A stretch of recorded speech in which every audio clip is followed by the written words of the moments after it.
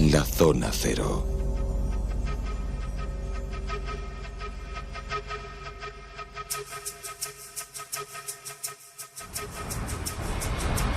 Con Mado Martínez, entre otros contertulios. Mado, muy buenas, ¿qué tal? Buenas noches, pues aquí ya un poco triste porque es la última programa, pero bueno. El último programa de esta temporada, la temporada 19, pero además va a venir algo extraordinario, va a haber muchas cosas, muchas novedades y muchas sorpresas de cara a la temporada número 20. Es un placer estar con todos vosotros, estar contigo, Mado Martínez, haber estado también durante todo este año, bueno, durante toda la vida, con Manuel Carvallal. Muy buenas, Manuel. Hola. Ay, perdón. Hola, ¿qué tal? Que como estuvo ayer, se ha quedado esta noche aquí, pues ya piensa que ya lleva todo el rato. Dice, ¿para qué voy a estar saludando todo el tiempo? Tengo el síndrome de abstinencia del pulpo y... Sí, ayer estuviste hablando de la isla misteriosa, de la isla de Oms, invitando a la gente a conocer la isla. Bueno, que no vayan muchos de golpe. Que no vayan en fin de semana, que es cuando Sí. se monta el follón, que si pueden vayan durante la semana, pero que vayan, que merece la pena.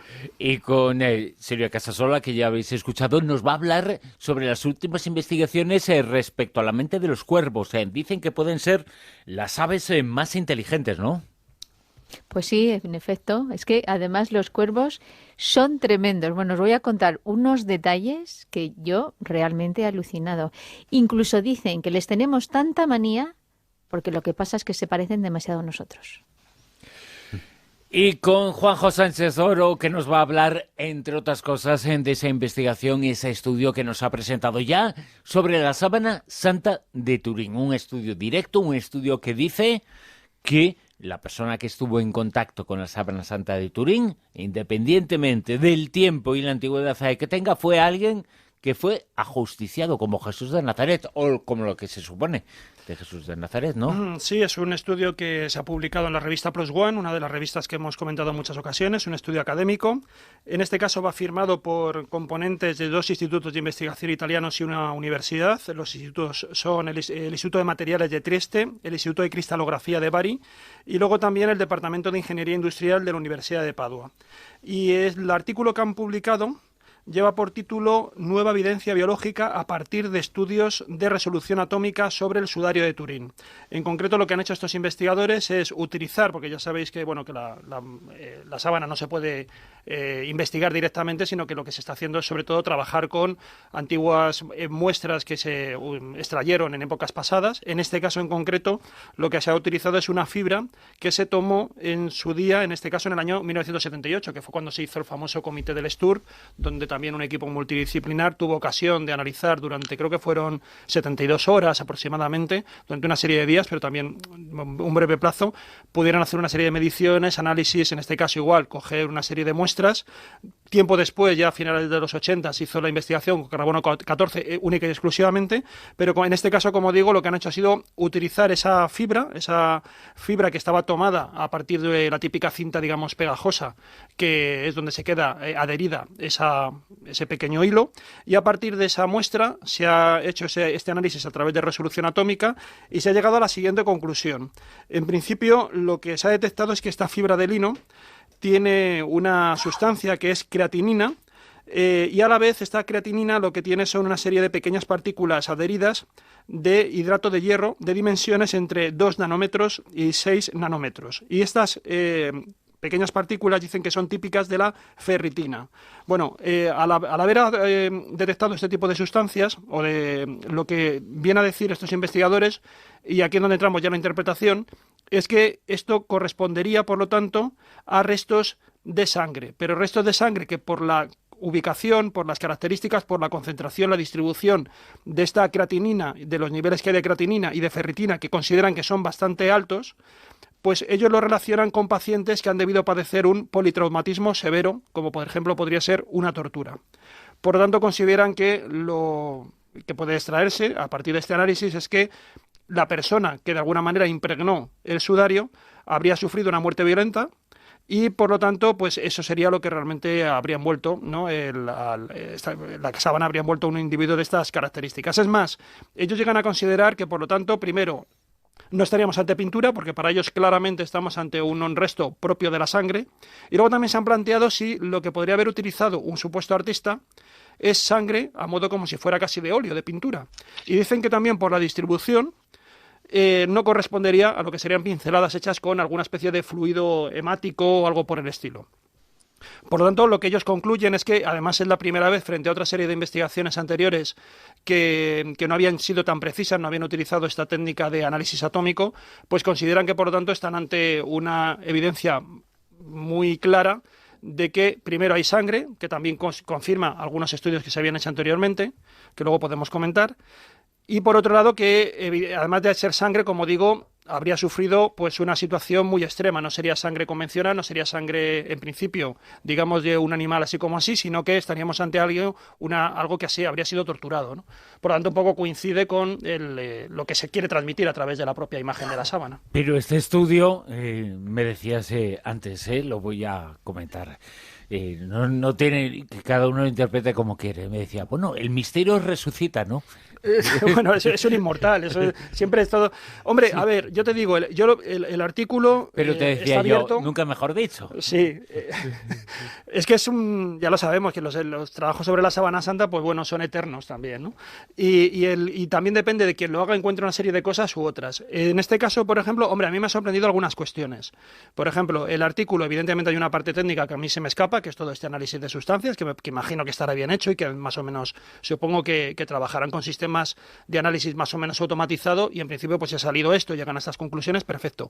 Sí que me sorprende un poco el preámbulo que hacen, por ejemplo, en el artículo, donde ahí sí que, digamos que tengo cierto conocimiento sobre el asunto, y ellos, por ejemplo, cuando hacen una especie de estado de la cuestión sobre la Sábana Santa y se meten en cuestiones históricas, hacen una serie de afirmaciones que, siendo muy amable, yo diría que son muy atrevidas, cuando no equivocadas. Por ejemplo, dicen que hay estudios que han demostrado que, por ejemplo, la Sábana Santa, el individuo de la Sábana Santa tenía o quedó impregnada dentro de la Sábana Santa la silueta de determinadas monedas en los ojos. Yo creo que eso hoy en día, incluso los indonólogos más acérrimos a la defensa de que realmente estamos ante la sábana de Jesús o algo similar, yo creo que ya no lo defienden, porque saben que eso se hizo con una serie de fotografías antiguas, que es un efecto pareidolia. En fin, lo veo muy complicado. También ellos se atreven a decir que hay un recorrido histórico bastante documentado que enlaza la Sábana Santa desde Jerusalén, pasando por Edesa y llegando a la Edad Media, cosa que también históricamente es algo más que cuestionable. Pero vamos a quedarnos con el estudio, porque el estudio certificaría que quienes defienden que hay algo muy extraño, que no es una pintura medieval, este estudio viene a certificar que quizá tenía razón, porque lo que se sabe ya había una serie de estudios, pero este viene a confirmar que la sábana estuvo en contacto con alguien que había sufrido un castigo y que ese castigo deja unos efectos en la sangre, y esos efectos muy claros y muy determinantes han sido encontrados. Sí, y esto va en contra de todos los que defendían la hipótesis de que era un fraude, ¿no? Bueno, vamos a ver, el tema está por ejemplo, ya había un estudio del doctor Bolone, que creo que además en los años 70, 80, yo lo leí también no hace demasiado, que él decía que había conseguido determinar incluso lo que sería el tipo de sangre que había en la Sábana Santa. Y había detectado dos tipos de sangre, uno correspondiente a un hombre y otro correspondiente a una mujer. Claro, esto, lejos de ser que genera una polémica teológica que sería de grueso calibre, pues lo que dijeron fue decir, bueno, no pasa nada porque como se sabe que en un momento dado la sábana sufrió una serie de daños y esto estaba en manos de una serie de monjas que se encargaron de remendarlo, pues seguramente alguna se lesionó mientras se pinchó con las agujas y entonces dejó ahí la sangre. Entonces ya no hay polémica teológica por ningún lado, ¿no? Y efectivamente, si sangre de hombre, sangre de varón, pues perfecto, porque todo encaja. Entonces por eso digo que, claro, aquí yo creo que las interpretaciones se hacen un poco en función cogido un poco con pinzas. Yo, ¿no? por ejemplo, lo que he alucinado bastante es ya no el hecho de que puedan analizar de forma, pues, este método atómico que sea sangre, sino que encima ya precisen que los trazos en una fibra pueden ya precisar que los trazos no corresponden.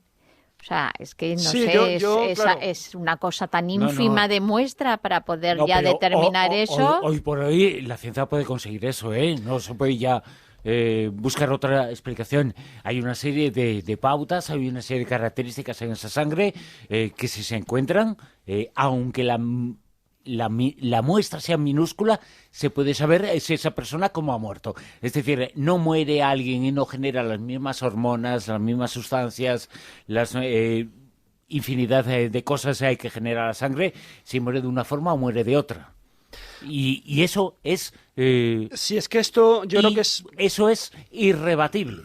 Claro, pero yo creo que es que si aquí el problema es que no estamos hablando como en otras ocasiones que hablamos de un ovni o de un fantasma, que es una cosa vista y no vista y que solamente te queda el testimonio. Es que aquí tenemos el objeto. Entonces esto es tan fácil como realmente crear un equipo de investigación en condiciones y que se analice y se salgan de todas estas dudas. Porque claro que haya que estar usando una muestra del año 78. Te honra mucho, Diminuta. te honra mucho traer esta noticia, porque tú eres uno de los defensores de que quizá la Sábana Santa sea una falsificación medieval. Claro. Y este estudio vendría...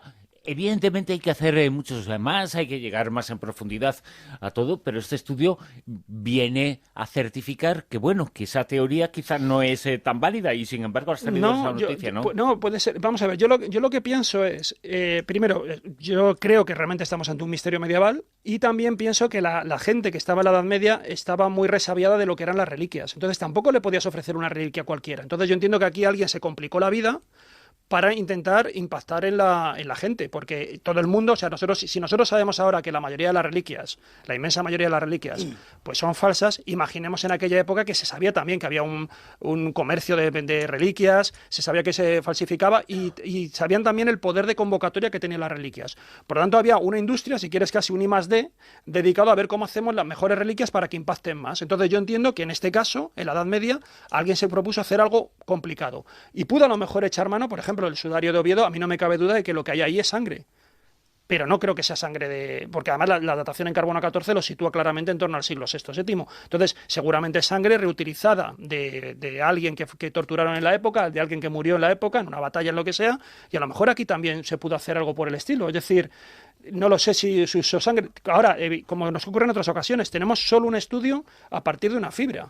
Entonces habrá que ver primero qué críticas se hacen a esto, que todavía yo he estado mirando, todavía no he encontrado críticas de otros expertos que a lo mejor con los mismos datos llegan a otra interpretación de esta sustancia, que ya sabemos que lo hay. Pero anda que nos ha pasado con lo de la señal WOW hace poco, que parecía como muy claro y enseguida salieron otros expertos y dieron otra interpretación ante los mismos datos.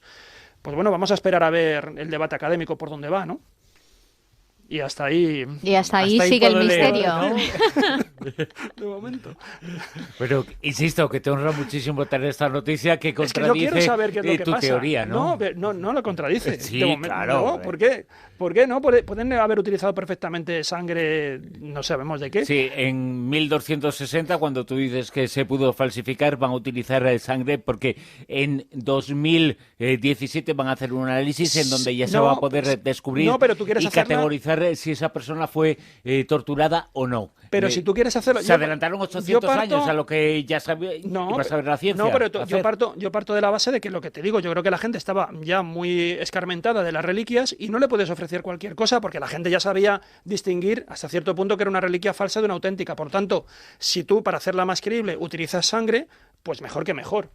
Entonces no lo sé, ¿sabes? O sea, Sí, bueno. que llegaron al perfeccionismo y pueden coger incluso hasta un reo que haya sido torturado y envolverlo para hacerlo todo más creíble. Claro, no lo sabemos. Puesto a especular. A mí me extrañaría, porque para mí el diseño claramente es un diseño hecho sobre una base de una pintura gótica por las desproporciones que ya hemos comentado en muchas ocasiones, o sea, es absolutamente irreal. Desde el punto de vista artístico coincide con la época del estilo del gótico en aquel momento y es una figura claramente gótica, por ya digo, una desproporción que incluso se ha llegado a decir si tiene algún tipo de síndrome Jesús realmente, porque de hecho cuando los propios sintonólogos tratan de reconstruir la posición del cadáver... Y sobre todo viendo el cadáver, viendo las imágenes, se nota perfectamente que era alguien deforme.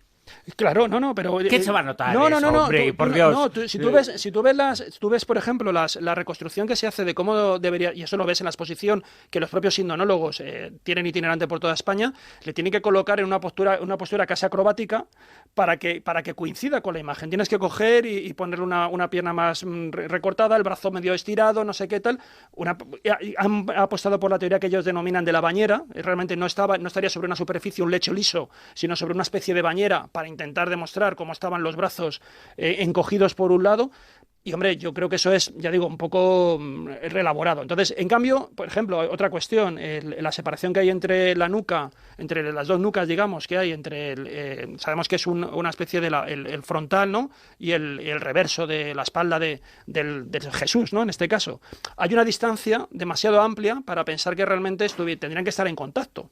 Si realmente estaba puesto todo, digamos, estaría cubriendo exactamente el cuerpo de Jesús. Y sin embargo hay una distancia exagerada, que eso se ha justificado porque seguramente por ahí se utilizaría como una especie de percha para poder colgar la síndone y que la gente pudiera verla por los dos lados, ¿no? O sea que el problema es que todo tiene una explicación alternativa que es bastante sensata. Y no es necesario acudir a veces a unas explicaciones un poco que yo creo que incluso son bastante recombolescas, ¿no? Como te digo, si tú ves las imágenes que hay, que es muy fácil meterse en internet y ver un poco cuál es el hombre de la síndone, van a ver que es una postura bastante irreal, hasta el punto de que, por ejemplo, unos dedos del pie tienen que estar levantados, otros tienen que estar bajados. Hombre, no sé, lo veo muy complicado. Muy complicado, cuando la primera impresión que te da la sábana es que debería estar una persona tumbada y simplemente ya está, ¿no? Pero bueno, ahí está la imaginación para intentar un poco forzar los hechos. Yo para forzar tus palabras ahora me toca callarme y esperar a ver qué dices. Dejamos el debate para Semana Santa, que va a estar muy polémico. Si esto volverá, esto no hay prisa. Mira, Sí, Juanjo, que sería bueno que se crease un comité internacional de científicos. Ya se hizo cuando se hicieron las pruebas del carbono 14 y lo organizó la Iglesia. Y la Iglesia aceptó esos resultados. Lo que ocurre es que los entusiastas... Y no era mal comité, y no era nada mal comité, no precisamente. Estaban los británicos, estaban los mejores que podían estar. Pero los entusiastas de la síndone no lo aceptaron, ni lo aceptarán nunca. O sea, se aceptará si el resultado es a favor y no se aceptará si es en contra. Yo siempre he comentado que si fuera otro tipo de objeto histórico, no habría debate. Porque la cantidad de pruebas que se han hecho, sobre todo de carbono 14, o sea, que se haga tantas pruebas de carbono 14 como se hicieron en las condiciones de doble y ciego, yo creo que a muy poquitos objetos dentro del mundo arqueológico se le han hecho. Entonces, no habría debate. Lo que pasa que es lo que es, evidentemente, ¿no? Aunque la Iglesia tampoco te dice que esté en juego nada, porque aunque sea falsa, no quita nada del Jesús histórico, claro, ni del Jesús de la fe. O sea, ni quita ni suma. Pero bueno. Bueno, pues vamos a seguir hablando de cosas un poco distintas. Vamos a seguir hablando de historia, pero vamos a seguir hablando porque también hay mucha discusión al respecto sobre quién era, y tú has estado investigando mucho recientemente, Mado, la figura del primer hombre lobo o el hombre lobo auténtico español, Roma Santa, ¿no? Sí, bueno, casi todo el mundo conoce la historia del hombre lobo español, especialmente porque hubo una novela y después hicieron una película sobre este caso, sobre Roma Santa. Pero bueno, para los oyentes que no conozcan un poquito la historia, pues se trata de un asesino en serie del siglo XIX. Manuel lo conocerá muy bien porque muy era bien. de tierras gallegas. No, y además yo fui Claro. de los primeros, creo, o por lo menos cuando yo hice la investigación no era nada conocido y me tiré 2 semanas en el archivo histórico del Reino de Galicia analizando todo el sumario del caso y luego visitando la zona donde se produjeron los asesinatos y la prisión y los juzgados de Berín. O sea que sí, es un caso. Además, después hice un estudio comparativo entre Roma Santa y Andrei Chikatilo, la bestia de Rostov, que fuera otro asesino en serie muy conocido. O sea que sí, es un viejo amigo, Roma Santa. Sí, y tenía su peligro, porque, bueno, pues este famoso hombre lobo, pues se cargó, como mínimo que se sepa, a 9 personas, mujeres y niños, ¿no? Y parece ser que más que hombre lobo, lo que era un homo do unto, ¿no? El del unto, Sí. que lo que hacía era sacamantecas en castellano. Lo que hacía era dedicarse al tráfico de la grasa humana, que por aquellos entonces, en el siglo XIX, era como un elixir muy cotizado y un remedio casi que milagroso que podía acabar con toda suerte de males. Y él, pues se ve que también se lo tomaba muy a pecho. De hecho, había sacamantecas que se dedicaban a eso, a sacarle la grasa, desgrasadores que llaman en Perú, que hoy en día, hasta el año 2009, aún estaban desarticulando bandas en Perú de personas que se dedicaban a matar a gente para sacarle la grasa. Y esto es lo que hacía Roma Santa, y además, bueno, pues parece que tenía un carácter como muy encantador. No medía mucho, era bajito, medía 1,37 centímetros, pero parece que sabía engatusar a las mujeres, que les escribía cartas, que las proponía una serie de cosas, ¿no? Y unos planes de futuro, ¿no? Pues eran mujeres pues viudas o con hijos, generalmente, en una situación pues es un poco de necesidad de amparo. Y cuando las convencía a veces también con ofertas laborales, pues de ir a trabajar a otro sitio, de sirvientas en grandes ciudades y tal, pues lo que hacía era pues cargárselas, porque ahí se les perdía el rastro. Supuestamente eso es lo que pasaba, ¿no? Y la cuestión es que, bueno, pues parece que Roma Santa, cuando llegó la causa judicial y lograron hacerse con él, que la policía tardó varios años en hacerse con él porque él iba despistando a las autoridades, pues él una de las cosas que dijo en el juicio era que él se convertía en hombre lobo y que, bueno, era durante ese trance de licantropía cuando él mataba y devoraba por hambre, a veces incluso en compañía de otros lobos, según él decía, a estas víctimas. Y el caso llamó la atención incluso de gente del extranjero, fue un caso muy sonado, y bueno, convencieron incluso a la reina Isabel II para que le indultaran porque, según decían, era el primer caso clínico documentado de licantropía en la historia, aunque seguramente más bien fuera un sacamantecas puro y duro, aparte de un asesino en serie. Bueno, la cuestión es que para añadir todavía más datos y más trama al caso de Roma Santa, que de verdad queda para muchas películas, pues parece que no era un hombre, o no era del todo hombre. De hecho, al nacer, sus padres le inscribieron en el registro, en la partida bautismal, como Manuela, no como Manuel. Pues porque, bueno, pues no tenía los genitales muy desarrollados, no estaba claro, y ellos pensaron que era una niña. Y la llamaron Manuela. Pero 8 años más tarde decidieron que aquellos genitales se correspondían con un micropene. Y decidieron acudir al registro parroquial a enmendar el error. Y le cambiaron el Manuela por Manuel. Pero bueno, esto ya lo anticipó un antropólogo que se llamaba José Ramón Mariño Ferro. Lo que pasa es que hace unos poquitos años Fernando Serrulla, de la Unidad Antropológica Forense del Instituto de Medicina Legal de Galicia, confirmaba la teoría, además, apuntando a la posibilidad de que este hombre lobo pues fuera una mujer lobo, afectado por un extraño síndrome de intersexualidad. Y bueno, el supuesto micropene sería en realidad, según él, un clítoris muy desarrollado. Aunque, claro, pienso yo que también cabe la posibilidad de que sus padres decidieran cambiarle el género por motivos que ignoramos. Pero vamos, que yo creo que en septiembre, cuando volvamos a hacer la tertulia, hablaremos otra vez de Roma Santa, porque hay muchas más cosas que decir sobre este personaje. La verdad es que esta es la novedad sobre este personaje, esta es la noticia sobre un personaje que fue terrible, que asesinó a mucha gente, que fue uno de los primeros casos documentados o documentadísimos de asesinos en serie. Es el origen o es un auténtico, entre comillas, hombre lobo, pero ahora, según estos datos, puede ser mujer lobo o no se sabe lo que, pero lobo. Bueno, lobo no tenemos muy claro si ni siquiera si era un caso clínico de licantropía o fue una argucia judicial. Yo me acuerdo la canción esa de esa loba. De todas formas, podría también ser como estas personas que nacen un poco sin definir los dos sexos, que son los hermafroditas, y luego, dependiendo un poco de cómo van evolucionando, van tendiendo a que les gusten más los hombres o las mujeres y terminan definiéndose por un sexo. No sé, la verdad es que yo me pasé mucho tiempo estudiando el sumario, que son varias piezas, son cientos y cientos de páginas. Bueno, dicho esto, no tiene nada que ver el sexo de una persona con lo que le gusta. No, yo creo que Manuel Blanco Roma Santa era un hombre atormentado, con un montón de complejos y con un odio hacia el género femenino que explotaba en ciertos momentos de violencia. Por eso me recordaba mucho a Andrei Chikatilo, a la bestia de Rostov, que durante mucho tiempo ostentó el dudoso título de ser el mayor asesino en serie de la historia, con más de 52 víctimas. Roma Santa Supuestamente a él le condenan a garrote vil inicialmente, aunque luego se le conmuta la pena por cadena perpetua, condenándole por 9 asesinatos, aunque él confiesa 12.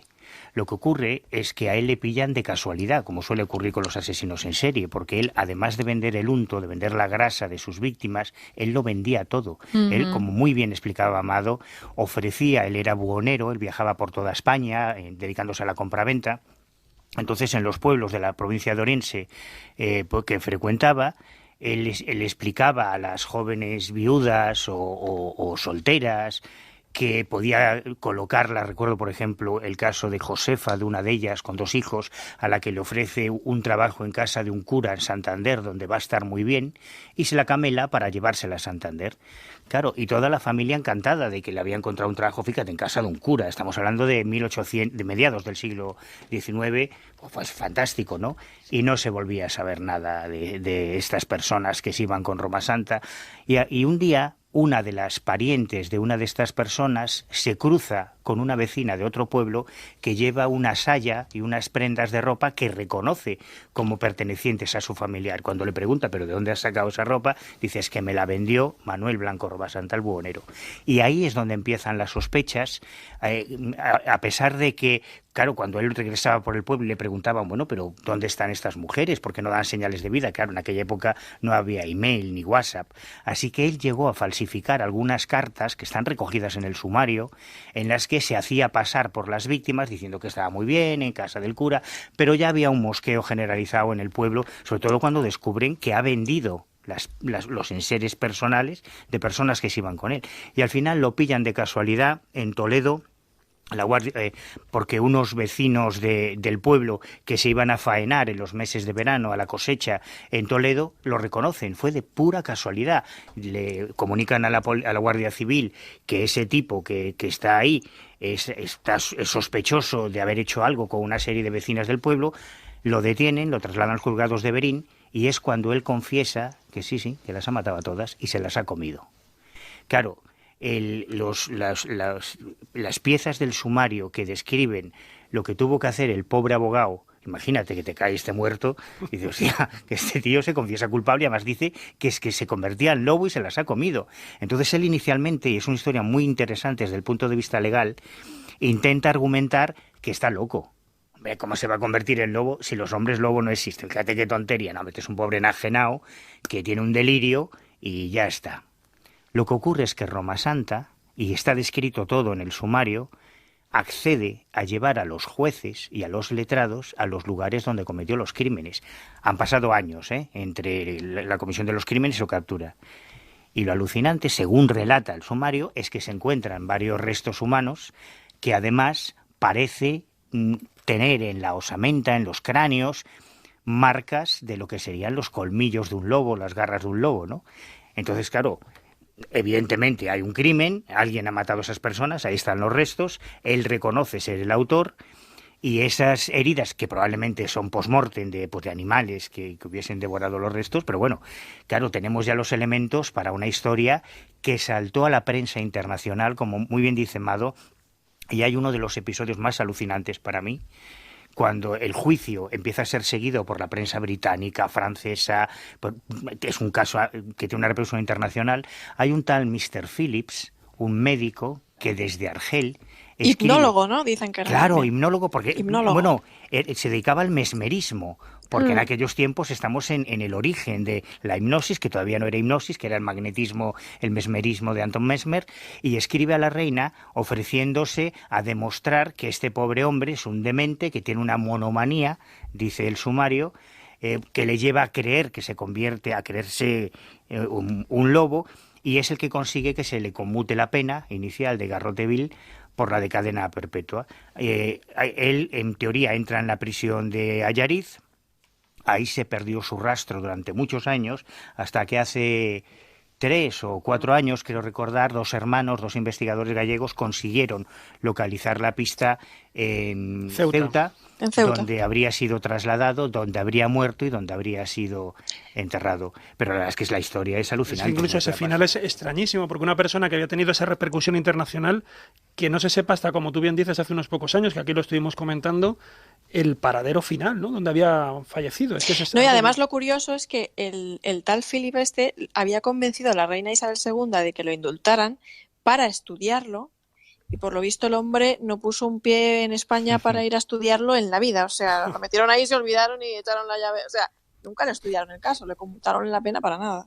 Pero es curioso, las cartas están incluidas en el sumario, cualquier investigador puede acceder a ellas, y la explicación que hace él, que a mí me parece deliciosa, porque claro, estamos viviendo... Deliciosa no es el mejor adjetivo cuando estamos hablando de este tema. Es que me refiero a los orígenes del mesmerismo. O sea, estamos hablando de los tiempos de Charcot en la Salpêtrière, de Anton Mesmer con su magnetismo animal, y cómo un supuesto médico, este tal Mr. Phillips, argumenta en base a esos últimos descubrimientos científicos, que en aquel momento es como se consideraban, llegando a convencer a la reina de España para que conmute la pena probablemente al principal asesino en serie de la historia española.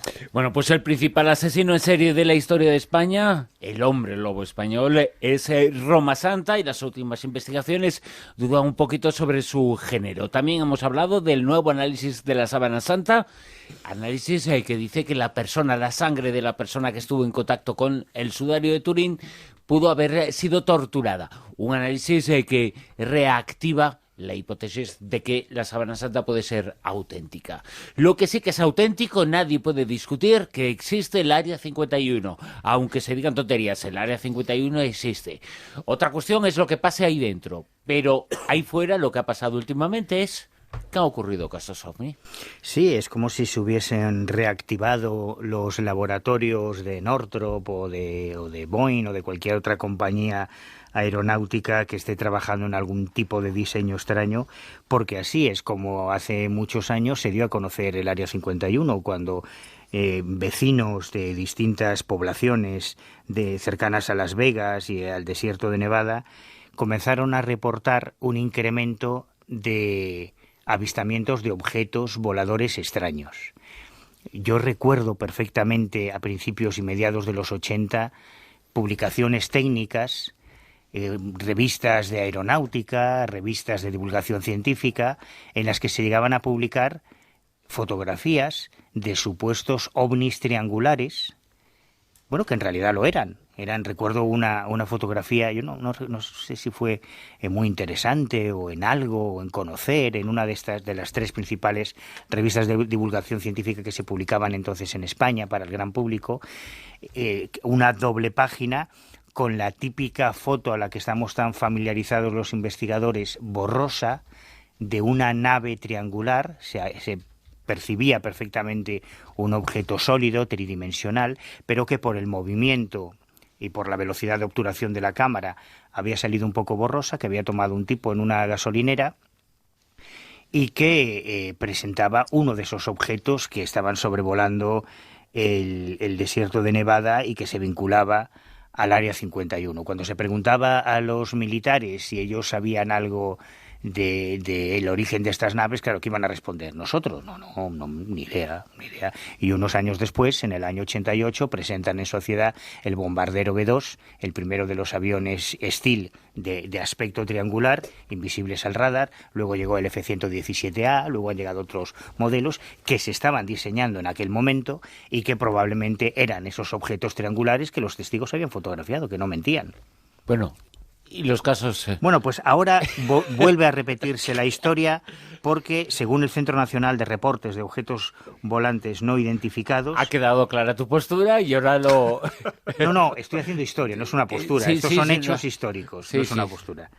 Bueno, pues el Centro Nacional de Reportes de OVNIs acaba de emitir un informe en el que ellos recogen que en lo que va de año 2017 se han recogido 85 avistamientos de ovnis, en lo que va de año, y estamos a mitad de año.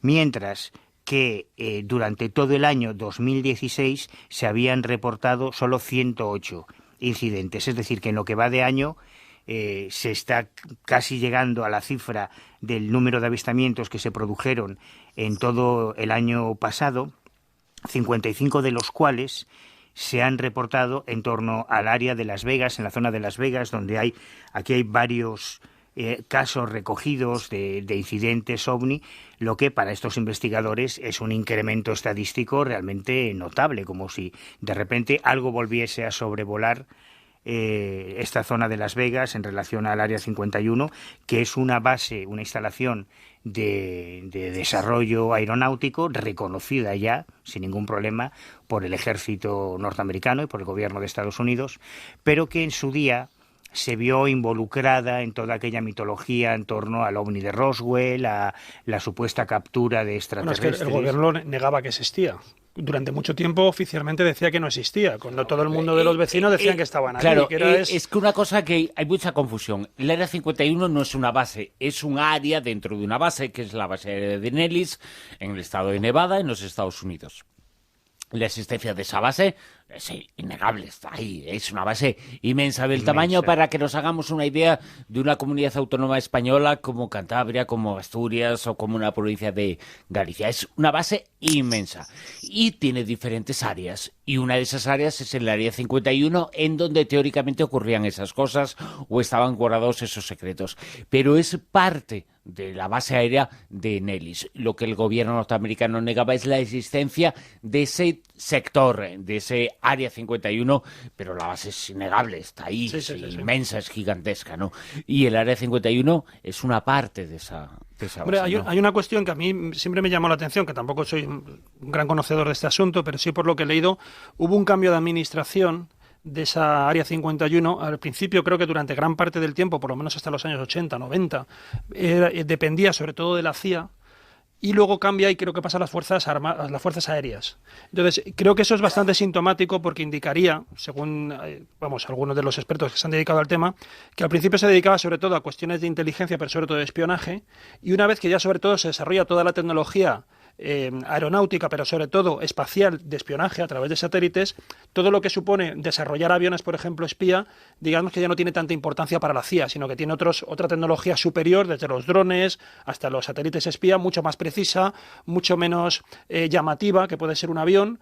Y entonces seguramente prefirieron optar, y seguramente ahora lo que asistimos es a otro tipo de prototipos muy diferentes de lo que ocurre. Aparte que ya ha habido personal que ya ha hablado, que ha salido en documentales, que hubo, acordarse el famoso problema que tuvieron del personal que había sufrido una serie de problemas de salud laboral, y que evidentemente, como en principio no constaban que estaban allí, se tuvieron que reunir, levantar una demanda, porque claro, quedaban fuera del seguro del gobierno. Y claro, ahí ya eran palabras mayores, y todo eso destapó también toda la historia de Área 51. Aquí habría que saber, Manuel, si tus contactos de infiltrados en los servicios de inteligencia de Estados Unidos te han facilitado algún dato de algún prototipo que están ahora trabajando en ello, ¿no? A mí sí me han pasado algunas filmaciones que se tomaron allí, muy extrañas, muy raras. Claro, se tomaron hace muchos años y hoy en día ya no nos sorprende. Pero cuando me pasaron aquellas filmaciones, a mí me impresionó mucho una, porque en el año 88, que esta es la fecha clave, se presenta el avión Stealth, la tecnología Stealth, que son aviones invisibles al radar. Esto es una revolución, no solo a nivel de inteligencia, de espionaje, a nivel aeronáutico, es la leche. O sea, que de repente exista una tecnología que es capaz de absorber la señal de la emisión de un radar primario y hacer el avión invisible. Eso fue una revolución. Es lógico que se ocultase tanto, que se mintiese tanto sistemáticamente, que se utilizase la pantalla OVNI para ocultar algo que era tan importante para el desarrollo militar, y que cada vez que se les preguntaba si sabían algo de esas naves triangulares, dijeran no, eso, los de los marcianos, que están ya con algunas naves triangulares, algunos casos, Manuel, que sobre eso sé también un poquito. Pero vamos a ver, Bruno. No, hay unos casos, por ejemplo, en la bahía. Existen. Los aviones Stealth existen. Los ovnis son detectados en radar, con lo cual no son aviones Stealth. Pero yo te estoy hablando de los aviones Stealth, claro, no de los ovnis. No, claro. Pero vamos a ver. La lectura que puede hacer la gente el Área es que 51 no los tiene ovnis nada que ver con ovnis, ni con extraterrestres, ni con marcianos. Tiene que ver con tecnología militar. Y la tenemos documentada, es que sabemos quién la hizo, cuándo la hizo, dónde la hizo y cómo la hizo, qué problema hay. La que no sabemos es la que tienen ahora. Claro, a lo que voy. Pero a lo que voy yo es que no se puede explicar todo el fenómeno OVNI como prototipos Stealth. Porque ¿Tú me estás hablando del caso de Isla Margarita? Me estás hablando de No, humo. no, te estoy- Es que estamos hablando del Área Claro, 51, no de todo el pero fenómeno ovni. cuando sale ese tema, el Área 51, el Área 51, hay muchísimos estudios muy interesantes y fascinantes sobre lo que puede o no pasar ahí, que no tiene nada que ver con las tonterías del mito y de la leyenda, no. Claro. Pero vamos a saber un Pero, poquito que- lo del que- Área 51, que ocurren cosas, pero eso es independiente de los aviones Steel, porque el Área 51 se construye mucho después, la base de Nelly se construye mucho después de que existiera la empresa que desarrolla los aviones Steel, la Northrop, que mucho después, es que es una base que data de los años 60, 50, 60, comienza a realizarse y sigue todavía construyéndose la base de Nelly, el Área 51. Y la Northrop existía en los años 30 y 40, que comienzan a desarrollar cosas invisibles o intentan la invisibilidad al radar, pero que no tienen nada que ver, que algunos casos, claro que puede ser algunos casos, los casos por ejemplo de la bahía de Hudson en el año 86, evidentemente eran eso, eran aviones Steel, porque está clarísimo que eran aviones Steel, pero nadie en su momento, cuando dio a conocer la información y las fotografías y los vídeos, nadie se dijo después, vendió aquello como ovnis, porque era claro que se trataba de aviones. Lo que ocurre que eran aviones que la gente no conocía. Básicamente, pero eran aviones, porque tenían alas, porque volaban como aviones, porque dejaban un rastro detrás como aviones, pero se vendían como aviones. Solo el tiempo hizo que después dijeran, la gente decía que eran ovnis, y nadie dijo que fueran ovnis. No, no es así. Hubo mucha gente que decía que eran ovnis porque eran ovnis. Es que, a ver, Claro, si tú ves algo... en el término de la palabra, en el Claro, término coño, es exacto, que sí. si tú ves una nave, un B2, o sea, yo veo un B2 de frente y yo te lo describo como un platillo, porque no tiene timón de cola. Y lo ves desde abajo y lo describo como un triángulo, porque es un triángulo y no estoy mintiendo. Y como yo no sé qué es eso, yo lo describo como un objeto volador que no sé lo que es, pero si no hay ningún problema. Cuando empezaron a desarrollarse los drones, que es a donde iba, hubo filmaciones. Yo tengo filmaciones tomadas en los alrededores del Área 51 por gente que se iban de acampadas, iban a vigilar lo que pasaba allí con prismáticos, con teleobjetivos, se grabaron montones de cosas. Y yo recuerdo una que me impresionó mucho porque se veía lo que en la bibliografía ufológica se ha descrito desde los años 50 como el efecto de caída de la hoja. Y veías un objeto que de repente empezaba a descender haciendo un zigzag que te dejaba alucinado. Decías, claro, ¿qué tecnología puede hacer eso? Bueno, eso hoy lo hace cualquier dron con los que juegan los niños. ¿Qué significa? Que es obvio y es evidente que la tecnología militar va 20 o 30 o 40 o 50 años por delante de la tecnología comercial y que hoy, en el año 2017, se estarán construyendo artefactos voladores, aeronaves, cosas que vuelan, que nosotros vamos a conocer en el año 2050. Ahora imagínate sí. cómo serán las naves del año 2050 y probablemente ya existen en algún lugar. Y quien las vea en un vuelo experimental, pues las llamará ovnis y no pasa nada. ¿Eso significa que todos los ovnis que se ven son prototipos del Área 51? A eso es a lo que Claro vamos. que no, es una Claro, estupidez. claro. Son del Área 51 los que se ven en el Mira, Área 51. las revistas de aviación, Pero las es que aquí revistas también los hay, científicas de Bruno, aviación, que aquí también ya los hay, presentaban en que los no hay que años irse a Estados Unidos, Bueno, que en aquí no bases los hay. militares... Sí, hombre, Ay, sí. no los hay, Aquí no se han los hay. desarrollado Son proyectos poco como el cutres SIVA. las cosas que hay. Claro, hombre, son ovnis cutres, pero es que los ovnis españoles son cutres. Bueno, creo- Pero en los años 80 y 90, en las revistas de aviación militar, incluso hablaban no de la invisibilidad del radar, sino que se estaban desarrollando aviones invisibles al ojo humano. Y seguramente eso se está desarrollando y está a puntito de darse a conocer. Invisibles al ojo humano por una serie de características que no es que no existieran, sino que gracias a un juego de luces lograban esa invisibilidad. Seguramente eso se está desarrollando y estamos a unos años de que se conozcan esos casos. Por eso ahora hay menos ovnis, porque son invisibles al ojo humano, entonces. ¿Quién ha dicho que hay menos ovnis? No, lo dicen por ahí algunas estadísticas. y tal. Aparecen menos en el país, en el mundo, Vale. la razón, pero sigue habiendo casos igual que antaño, ¿eh? Bueno, yo creo que Mado está tomando muy buena nota con una de las noticias que tiene, que es de las iras, los tacos y esas cosas. y viendo cómo va la discusión, yo creo que irá tomando buena nota. Liberaos, que es bueno. Diciendo es algún taco. bueno. Decid algo, venga, decid... ¡Cago en la leche! ¿Y eso es bueno o malo decirlo? Pues resulta que decir tacos es bueno, ¿qué te parece? O sea, sí, es bueno. Esto que ella siempre, yo sé que a veces en estos discursos así muy de la nueva era nos dicen como que las palabras Mira, los que no dañan. dicen tacos son unos frustrados. Y eso lo demuestran los de la nueva era. Camilo José Oye, Cela pues algún decía día- mucho si ganó un premio Nobel. Claro, de literatura. claro. Algún día hablaremos de la agenda oculta Hay que de la saber nueva era. decirlos en su momento y cuando se digan, pero evidentemente hay que liberar la mente un poquito. Esta noticia nos habla un poquito de eso, Y la ¿verdad? lengua, y la Sí, lengua. sí. Claro, Que, como demostración, como herramienta para eso, ¿no? bueno, resulta que los psicólogos y los médicos se habían dado cuenta que había estudios ya de esto, de que había personas como gente con lesiones cerebrales, ancianos con depresión, demencia, con encefalitis o con el síndrome de Tourette, que tendía a decir más tacos que el resto de la población. Y entonces algunos científicos empezaron a estudiar y a interesarse recientemente por los efectos fisiológicos de decir tacos y los efectos psicológicos también. Y resulta que hay un estudio ya en el 2009 que decía que soltar palabrotas y jurar, vamos, ahí decir tacos, mejoraba la capacidad de los pacientes para aguantar el dolor.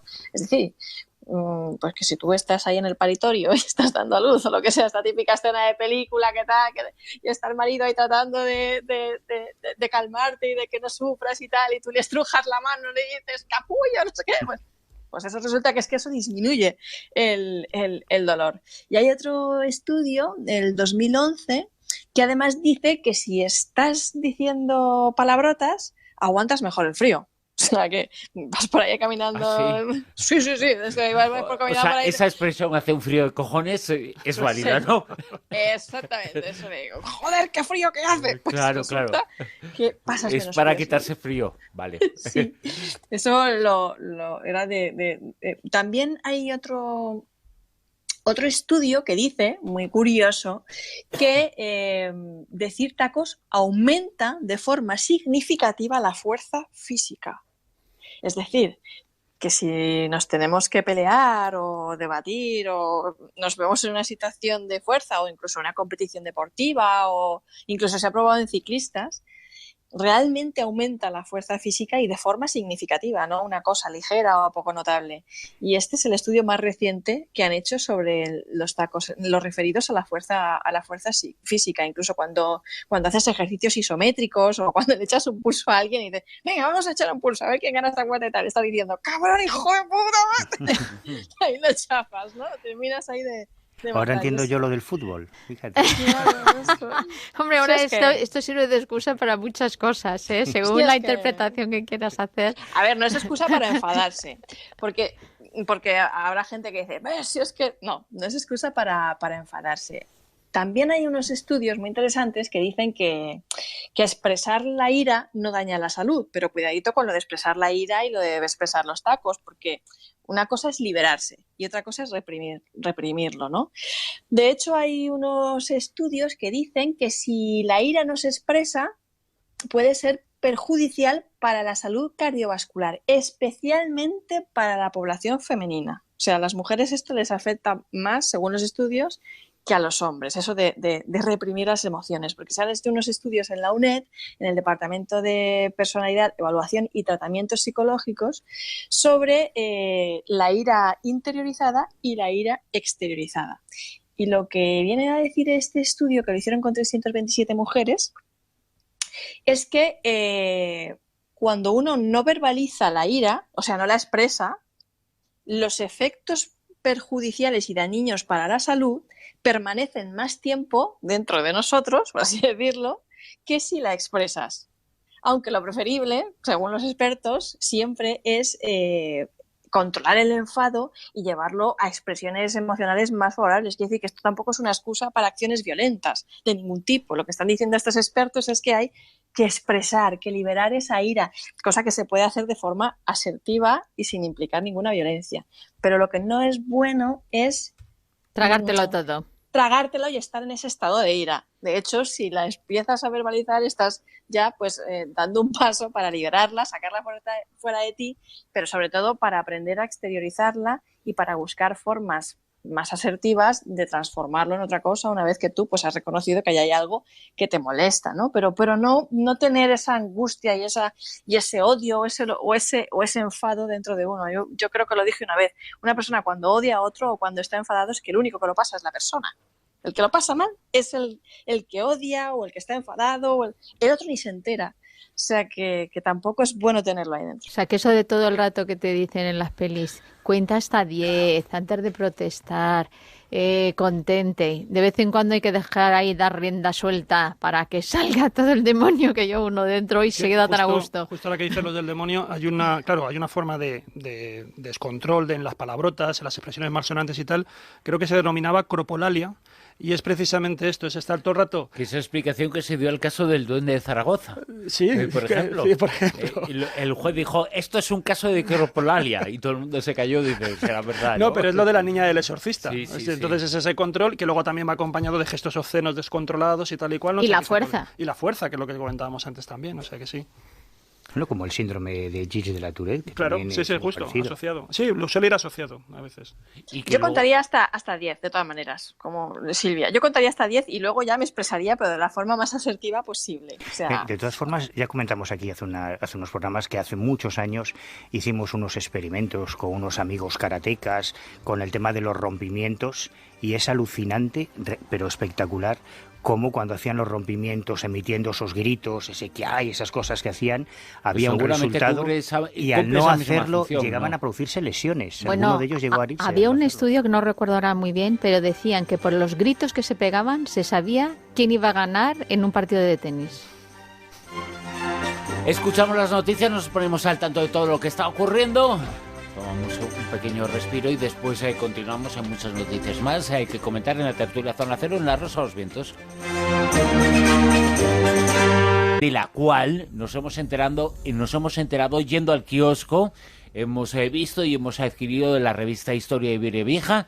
Está en su portada, el tema de portada es momias en España, tras las huellas de Tutankamón, una revista de historia de España, historia de Iberia Vieja, y nos habla sobre la importancia y mucha que tuvo España en el descubrimiento de la tumba del rey del faraón más famoso del Antiguo Egipto. Y hemos descubierto ahí además que el reportaje es de Juanjo Sánchez Oro.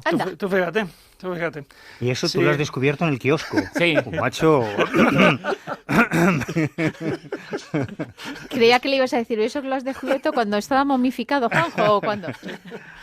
No, sí. Bueno, una historia muy, muy interesante, muy sorprendente. Como tú dices, la historia de Tutankamón en España, por lo menos de su descubridor, de Howard Carter, con una amistad que ha sido ahora revelada por unos investigadores, la amistad tan estrecha que tenía con el duque de Alba.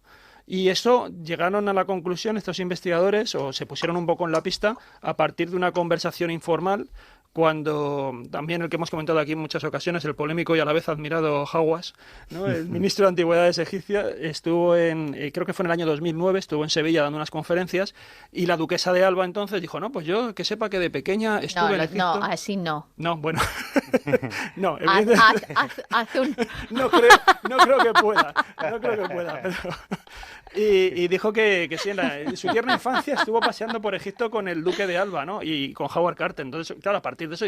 Howard Carter, que estuvo en nuestro país en dos ocasiones, después del descubrimiento de la tumba, el duque de Alba financiaba y muchos estudios que se estaban realizando en Egipto para descubrir los antiguos faraones, en este caso Tutankamón, pero eso explica el por qué en la historia de nuestro país ha habido gente que ha tenido mucha influencia en el descubrimiento de cosas antiguas. Tú hablas, por ejemplo, de Toda, ¿no? De Eugenio Toda, ¿no? Claro, sí. Eduardo Toda es un personaje también muy poco conocido porque, claro, la egiptología realmente no ha arraigado en España hasta épocas muy recientes, que ahora ya sí que tenemos, siempre se puede ir a más, ¿no? Y hemos llegado muy tarde, pero ahora sí que hay una serie de proyectos, de misiones muy consolidadas en Egipto que se van renovando año tras año. Todavía hay muchos déficits, por ejemplo, falta un instituto español en el Cairo que estuvo a punto de abrirse, al final se cerró. O sea que, bueno, yo digo, como se puede hacer mucho más, pero no tiene nada que ver con lo que había hace unas décadas. Y es cierto que uno de los pioneros de la egiptología en España es Eduard Toda, que fue un personaje que también, hasta cierto punto, vivió una experiencia muy parecida a Howard Carter, porque él fue el que abrió la primera tumba que estaba sin haber sido profanada durante miles de años en la época moderna de la egiptología, en el siglo XIX. Pues ese mérito corresponde a un español, que en un momento dado se informó de que existía esta tumba. Era la tumba de un, si no recuerdo mal, de un funcionario, no era la tumba de un gran personaje, pero bueno, para la época fue muy espectacular, por fin, abrir una tumba que permanecía sellada, y fue él el primero, y sobre todo la narración que hace de esa experiencia de apertura, la emoción que transmite, todo lo que es el relato, es muy parecido al de Howard Carter cuando abre la tumba de Tutankamón. Momias en España es el tema de portada de la revista Historia de este mes, que tiene otros temas, otros asuntos, como la guerra civil en el País Vasco. Acabo de abrir una data, se ha podido oír, una lata de una marca que no conoce nadie, por eso no la voy a decir, y esa lata pone un nombre de una localidad, Biarritz. Pues bien, Biarritz es muy importante, es uno de los reportajes que aparecen en la revista. En la guerra civil en el País Vasco se comenta cómo emisarios de Madrid, emisarios del Vaticano y emisarios de San Sebastián llegaron a Biarritz para negociar el por qué y el cómo se rendía parte del País Vasco, parte del PNV, en esa guerra civil. La guerra civil en el País Vasco es uno de los temas de portada de la revista Enigmas, de la revista Historia de Iberia Vieja, este mes, que nos habla de Tutankamón, de momias en España, en donde también se presenta el Stonehenge ibérico, la pistola de Ruchelé, los últimos descubrimientos relacionados con Tartesos. Invitamos muchísimo a que durante este verano, en el mes de agosto, que va a comenzar dentro de unos días, la gente se acerque a esta revista, a la revista Historia Iberia Vieja. Va a estar en la historia, y seguramente porque no estará explicado, y han pasado más de 3 años de la desaparición. Todo el mundo se acuerda, 239 pasajeros a bordo, no se sabe nada de ninguno de ellos. Un avión malaisio con destino a China, se perdió su rastro, no se supo más hasta el día de hoy. Apareció en toda la prensa, durante semanas y semanas y semanas se estuvo informando de esa búsqueda, una búsqueda que tenía pistas cero. Bueno, pues esa investigación, esa búsqueda, en menor cantidad, pero prosigue y con novedades, ¿verdad, Juanjo? Bueno, lo que se ha tratado es de por lo menos sacarle provecho a todo ese esfuerzo de investigación, a toda esa búsqueda. Como tú señalabas, estamos hablando de este famoso vuelo, el MH370, desaparecido en marzo de 2014, con 239 pasajeros a bordo, de los que no hay rastro ninguno.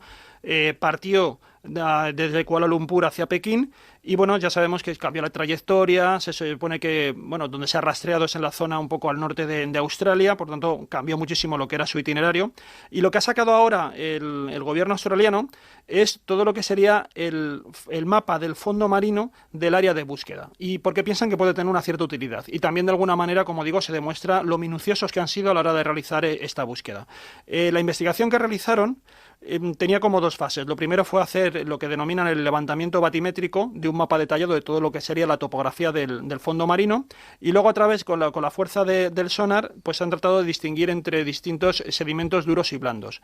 Bueno, el resultado de todo este trabajo, que finalizó en enero pasado, y de momento no hay nuevas investigaciones, no hay nueva búsqueda, a menos que haya algún indicio un poco solvente para llevar a cabo y proseguir las pesquisas. Bueno, pues el resultado de por lo menos de toda esa búsqueda es, como digo, estos mapas, que ofrecen una visión tridimensional de todo lo que es el fondo terrestre submarino, aporta una información muy precisa de las profundidades y dan características también muy concretas del fondo del mar.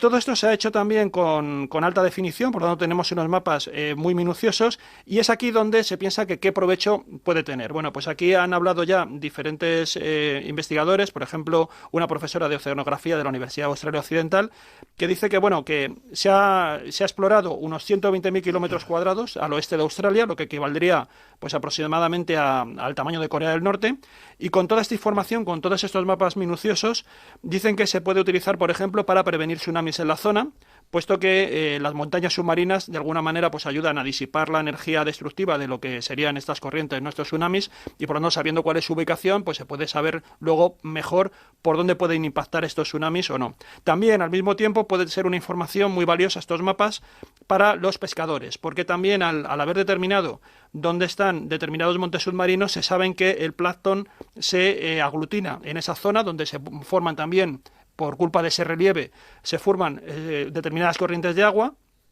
Y por lo tanto, pues puede dar muchas pistas a estos pescadores de dónde tienen que ir a localizar bancos también de pesca. Y luego es muy interesante la resolución con la que han trabajado, la resolución, el detalle increíble de estos mapas, como decía antes, aparte de que se ha hecho todo en 3D, porque consideran que ahora mismo estaríamos ante una de las regiones mejor mapeadas del planeta, hasta el punto de que se han hecho también una serie en lo que son los mapas y los artículos que se han publicado en prensa, se mencionan, por ejemplo, bueno, pues algunas cuestiones muy interesantes desde el punto de vista geológico, ¿no? Una serie de fallas que se han detectado, de incluso información que puede ser útil para los geólogos en cuanto a lo que es el movimiento de la tectónica de placas, etcétera, etcétera. Hasta tal es así que el detalle es tan minucioso en el escaneo que han sido capaces de encontrar en el fondo marino huesos de ballenas, cables y hasta un tambor. O sea, ese es el alcance, ¿no? Como digo, esa resolución tan magnífica de ese trabajo que desgraciadamente ha sido capaz de localizar estos objetos y estos restos que, como decimos, son minúsculos dentro de lo que es la superficie investigada y, sin embargo, no han sido capaces de dar con una pista importante acerca de cuál es el paradero del famoso vuelo MH370. Hasta ahora el gobierno, las autoridades australianas han aprovechado también la presentación de esta información y del provecho que se le pueda sacar para decir estas autoridades que no descartan seguir buscando, pero siempre y cuando haya algún indicio que desencadene o que anime a hacer esa búsqueda. Digamos, por sistema, de momento no van a hacer nada más. En su día aquí comentamos que se habían encontrado vamos a recopilar un poquito cuáles son las últimas teorías sobre lo que pudo pasar con ese avión, insistimos, desaparecido hace más de 3 años en el Índico. Lo que comentamos en su día es que sí que habían aparecido restos de diferente naturaleza. Había unos restos de aviones en principio que no se sabía, que podían pertenecer, digamos, a diferentes vuelos y por lo tanto no eran exclusivos de este MH370, pero sí que algunos fragmentos sí que eran inequívocamente pertenecientes, según los expertos, a este avión. Por lo tanto, la conclusión es que efectivamente el avión precipitó sobre las aguas, pero nada más, no sabemos nada más. No se sabe el punto, evidentemente aquí no, porque como hemos comentado, y esto yo creo que es una prueba del trabajo que realizaron, pues fijaros qué minucioso es y no han dado con lo que sería todo lo que sería el fuselaje del avión, pues evidentemente seguramente han equivocado y ahí solamente partían del cálculo. También lo comentamos en su día, que estuvieran analizándolo a través de satélites, calculando también un poco lo que era el combustible que podía tener para ver dónde podía haber caído, también por los últimos ecos de radar de diferentes países, pero se ve claramente que no han acertado con el lugar o que no sabemos, a lo mejor, yo ya ahí desconozco si cabe la posibilidad de que se cayera al agua el avión y se fue a desplazar a otro sitio por las corrientes marinas y por eso no han dado con el paradero, ¿no? Lo más convincente quizás son esos pequeños restos que sí que consideran, creo que incluso en algunos había alguna marca casi de la matrícula, algo por el estilo, que para los expertos estaba muy claro que pertenecía única y exclusivamente a este avión. Y eso es lo que para ellos confirmaría la idea de que efectivamente impactó contra el mar. Pero nada más, no tenemos nada más. La verdad es que es rarísimo, porque después de tantísimo tiempo lo normal es que hubiese salido a flote muchas más cosas. Sí, ahí es que no sé si también ha habido casos que hemos hablado también de naufragios y que también ha aparecido mucho tiempo después. Desde luego, lo que sí que parece que tienen claro los investigadores, se quejaban también las familias, es eso, de que quizás habían equivocado el área de... De hecho, hubo una especie como de cálculo posterior y había otras alternativas a la hora de estimar dónde podía haber caído. Y ahí había contradicción, porque también luego se detectaron nuevas informaciones. Acordás también que es un área todavía caliente, digamos, políticamente hablando. Entonces muchos países no querían revelar las informaciones que tenían de su radar porque de alguna manera demostrarían el alcance que tienen sus radares y no querían, por lo tanto, poner en evidencia, es una manera también un poco de seguridad, ¿no? Colaboraron, digamos, de una manera también un poco forzada ya por la presión mediática, pero ya también llegó tarde. Y entonces seguramente estemos ante eso, ante un error un poco sobre todo de cálculo a la hora de saber dónde precipitó el avión. ¿Dónde se precipitó el avión? No lo sabemos, no sabemos dónde están los rastros, han pasado más de 3 años, pero esa búsqueda ha dado, entre otras cosas, ese beneficio.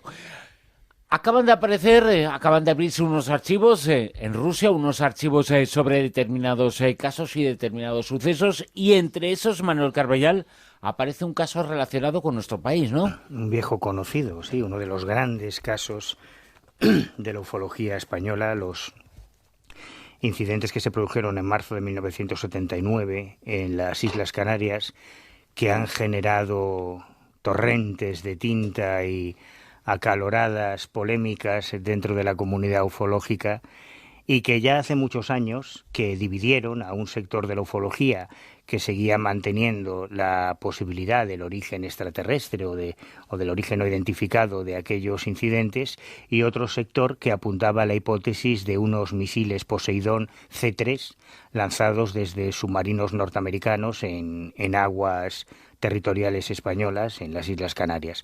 Bueno, pues ahora, esta semana, el ABC publicaba un extenso reportaje aludiendo a unos documentos, a unos informes a los que habían tenido acceso por parte de los servicios de inteligencia rusos, en los que se mencionaban distintos incidentes OVNI que, bueno, pueden sorprenderle a los redactores del ABC, pero no a nosotros, porque es evidente que hay una dimensión de la ufología, entre todo el folclore, entre toda los youtubers, los reptilianos y todo ese ruido de fondo que a veces solapa los aspectos verdaderamente interesantes del fenómeno ovni. Hay cuestiones detrás de los ovnis muy importantes desde el punto de vista político, desde el punto de vista militar, estratégico, diplomático, que lógicamente interesan, ocupan y preocupan a todos los servicios de inteligencia. Y esta es una buena muestra. Estos documentos que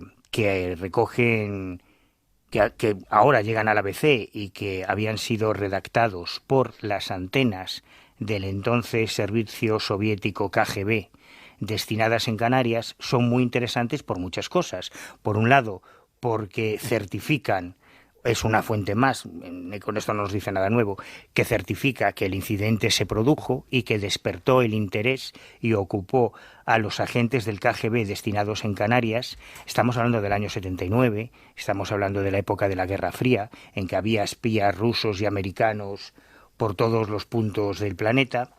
Y en cuanto a Canarias, es muy interesante lo que revela esta información, ya que dice que en Canarias había una base del KGB que utilizaba la tapadera de una empresa estatal rusa, Sobriflot, que, asociada a capital español, había creado Sovispan, y que, digamos, que se dedicaba a observar todas las posibles informaciones de interés desde el punto de vista del espionaje. Y cuando de repente cientos de testigos, incluyendo varias tripulaciones aéreas, incluyendo aviones y navíos militares, reportan un fenómeno aéreo muy extraño, bueno, pues evidentemente se redactaron unos informes y se enviaron a Moscú. La información que revela esta semana el ABC no precisa si el origen era un misil, como planteaba un sector de la ufología, o era otra cosa, pero sí certifican que se trató de un fenómeno aéreo anómalo real, físico, y que salió del mar. Sin embargo, hay otras muchas informaciones que yo creo que están ya fuera de toda duda, que apuntan en la dirección de esos misiles Poseidón que habrían sido lanzados desde submarinos norteamericanos, pruebas balísticas que se habrían hecho, por tanto, ilegalmente en aguas españolas. Y digo que están fuera de toda sospecha porque uno de ellos es Fernando Cámara, el piloto Fernando Cámara, que fue el protagonista del caso Manises, del interceptor de defensa que protagonizó el Scramble del caso Manises, que en los últimos años colabora con el programa Cuarto Milenio, con Iker Jiménez, tratando informes OVNI y defendiendo el origen anómalo de muchos de estos casos, a que creo que está fuera de toda duda. Y él comentó una anécdota a Miguel Ángel Ruiz, fuera de cámara, hace unos meses, cuando él viaja a Estados Unidos a hacer un curso de los que hacían los pilotos de combate españoles en Estados Unidos, es requerido por una agencia norteamericana que se dedica a recopilar información sobre incidentes OVNI en todo el mundo. Esto ya es muy interesante. Querían que les explicase lo que le había ocurrido a él durante su Scramble. Y él, cuando está en esas salas en Estados Unidos, en una base militar, él relata toda su experiencia a esos investigadores militares americanos y aprovecha para preguntar por otros casos OVNI que se habían dado en España. Por ejemplo, este. Y según lo que él le comentó a Miguel Ángel, le reconocieron que ellos eran los autores de este caso, que efectivamente habían sido unas pruebas que ellos habían hecho en aguas españolas, pero que de su caso, por ejemplo, que del tema de Manises, ellos no tenían ningún conocimiento de cuál era el origen, ¿no? Bueno, pues esta información que llega ahora de la inteligencia rusa no nos aporta mucho que no sepamos sobre el incidente OVNI en sí, pero es muy interesante porque una vez más el fenómeno OVNI nos permite conocer detalles que desconocíamos sobre el mundo de la inteligencia, del espionaje, de los servicios secretos que muchas veces están detrás. Y con esto, Bruno, no estoy diciendo que todos los ovnis sean misiles americanos ni rusos, ¿vale? No, a mí me Y recuerda... son de otras nacionalidades, ¿no? También. No todos son misiles. A mí me recuerda, hay un libro que no está traducido al castellano todavía, es una pena. El título es OVNIs y gobiernos. Está publicado por la editorial Anomalist. Y es un libro que a mí me parece muy interesante, donde a partir de toda la información desclasificada y también, bueno, la historia del fenómeno OVNI, se hace un recorrido precisamente de eso, de cuál ha sido un poco el papel, sobre todo centrado en los Estados Unidos, aunque hay también referencias a otros países, de cómo ha influido, qué papel han desempeñado el tema de los OVNIs dentro de los gobiernos en sus diferentes agencias.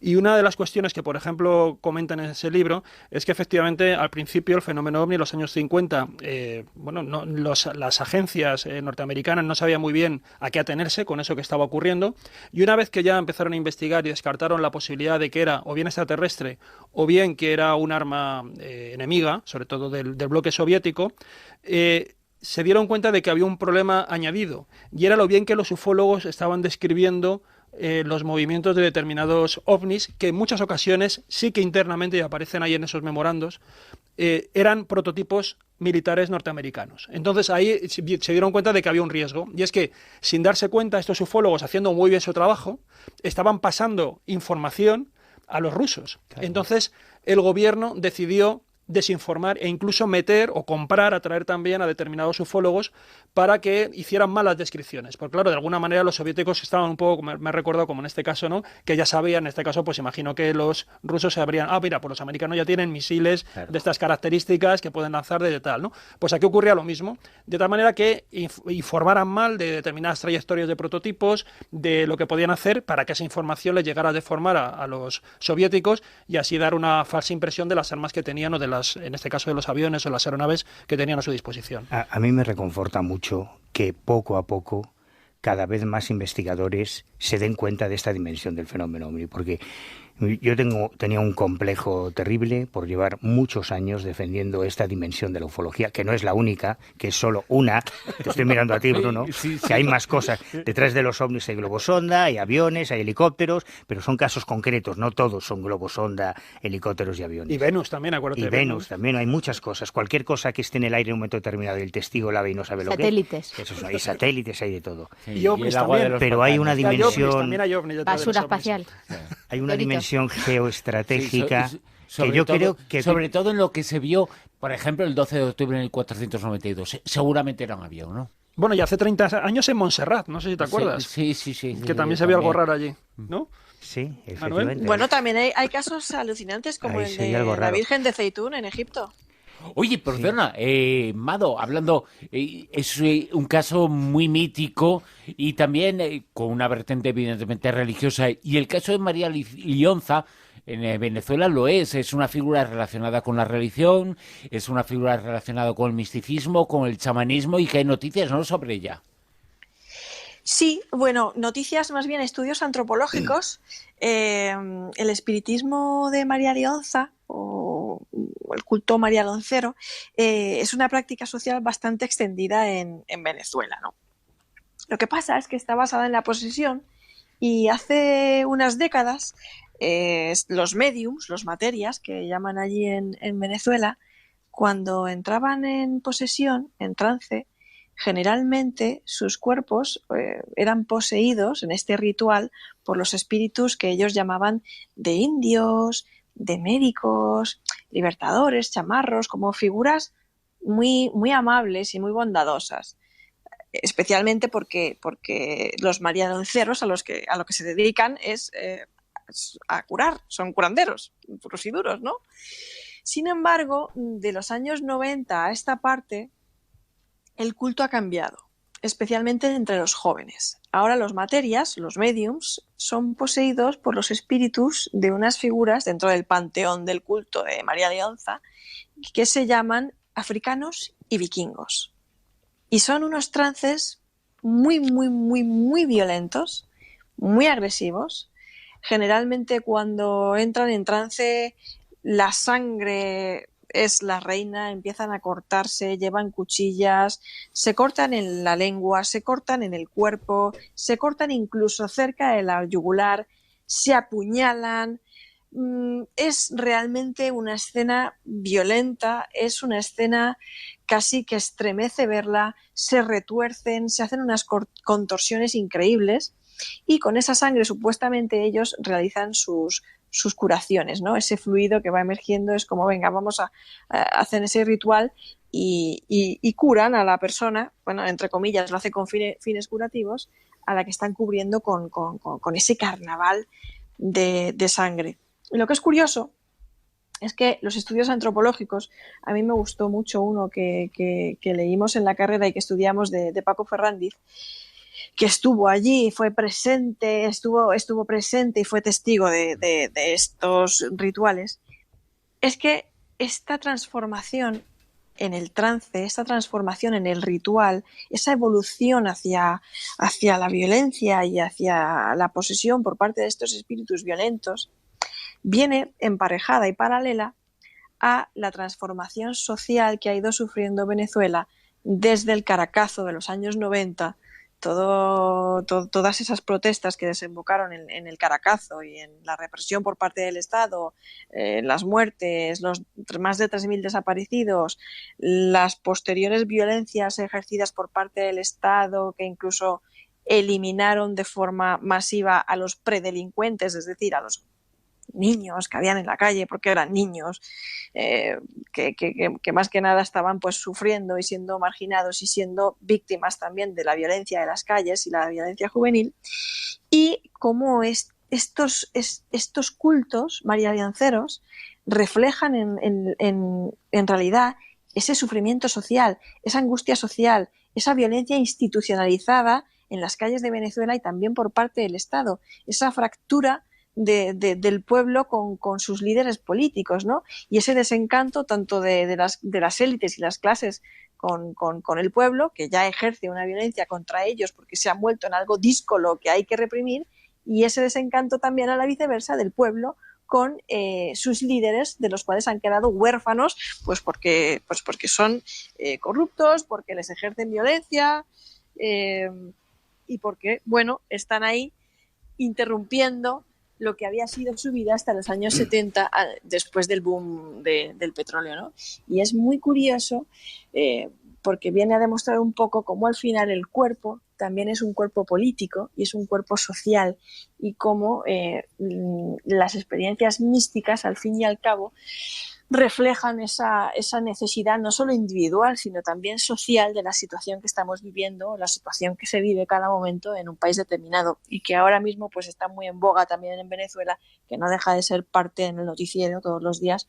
Ahora mismo en las noticias de las 2 acabamos de tener un parte que venía también de Venezuela, y que bueno, están volviendo a sufrir cada vez más en esa ola que cada vez parece que se hace más alta de violencia. Yo añadiría, para no confundir, que es verdad que el culto a María Leonza es una forma de santería muy particular de Venezuela, con unos personajes como el Negro Felipe, como el Indio Guaycaipuro, que no se encuentran ni en la santería cubana, ni en el candomblé brasileño, ni en el vudú haitiano, que tiene unas particularidades muy brillantes, muy interesantes. Yo no estoy muy seguro, no comparto mucho la opinión de esos estudios de que haya esa lectura sociológica. Primero porque el Caracazo, si no recuerdo mal, es del año 89, es una revuelta popular que precisamente sirvió a Hugo Chávez para llegar al poder, y por lo tanto, digamos que la situación política es antónima a la que existe ahora, es exactamente la opuesta, y que el culto a María Leonza y ese tipo de santería es muy anterior. Además, hay un lugar... Sí, el culto es anterior. Lo que dicen estos estudios es que antes, décadas anteriores al Caracazo, las posesiones, el espíritu que te poseía era o un médico o un libertador eran espíritus amables y los rituales eran menos violentos. Y desde el Caracazo a la actualidad, y sobre todo en la época del cambio de siglo, los espíritus que poseen a los materias, a los mediums jóvenes, es decir, a los jóvenes, no a las generaciones anteriores, son violentos, son los africanos y los vikingos. Y el ritual está protagonizado por la sangre y la violencia. Si es que yo los he visto, ¿sabes? Hay un lugar en Yaracuy, cerca de Chivacoa, que se llama, claro, la montaña de Sorte, que es un lugar fantástico, es precisamente donde se hacen los rituales.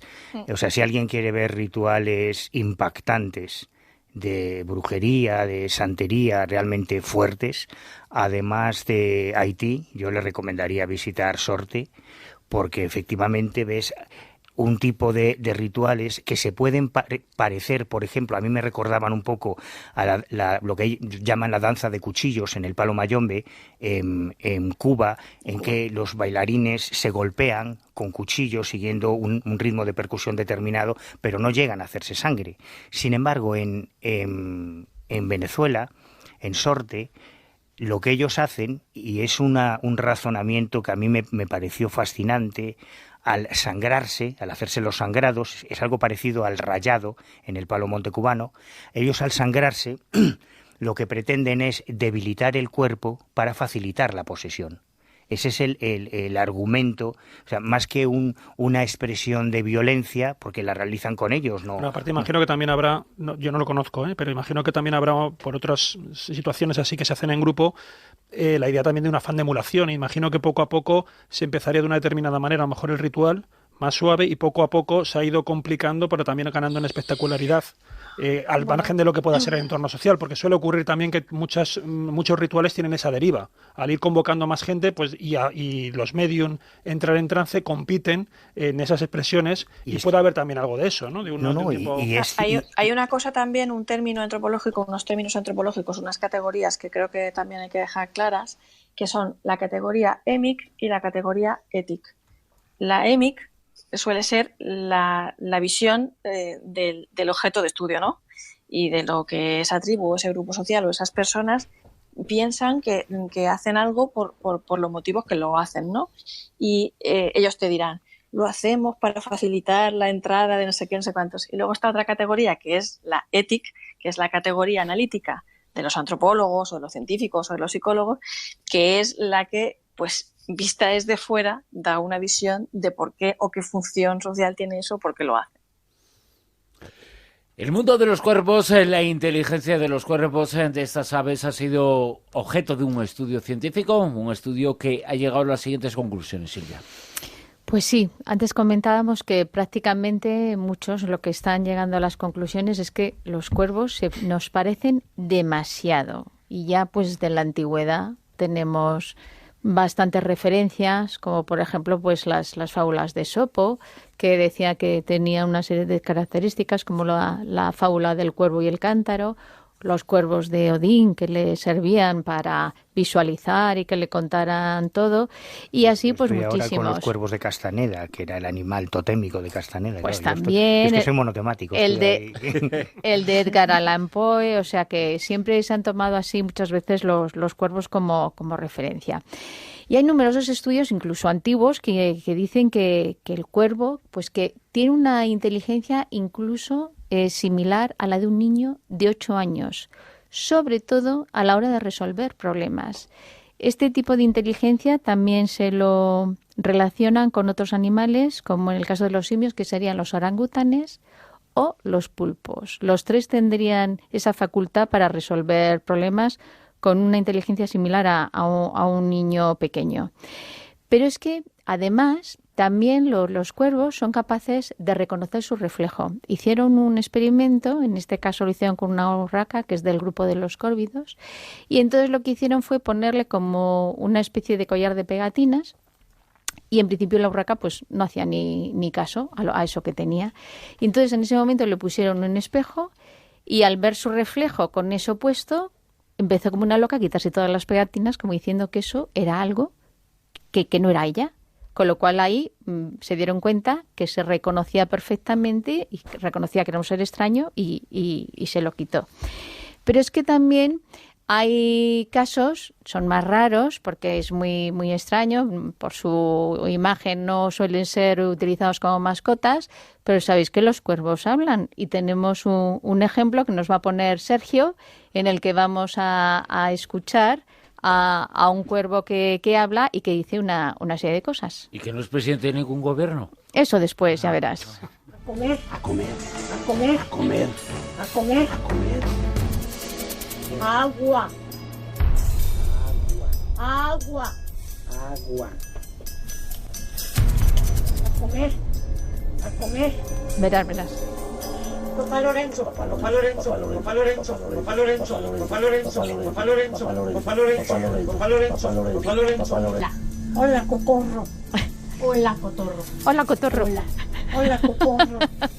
A ver, Hola, cocorro. Bueno, hay otros casos incluso, pues claro, cada Ay, uno Silvia, pues... me ha dado más miedo que una psicofonía.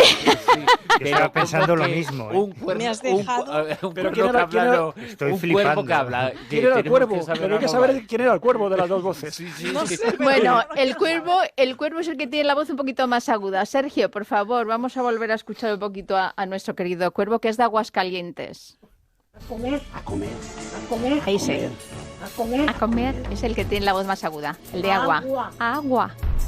Ese es. Agua. Ese es. Agua. A comer, Es, a repite. comer.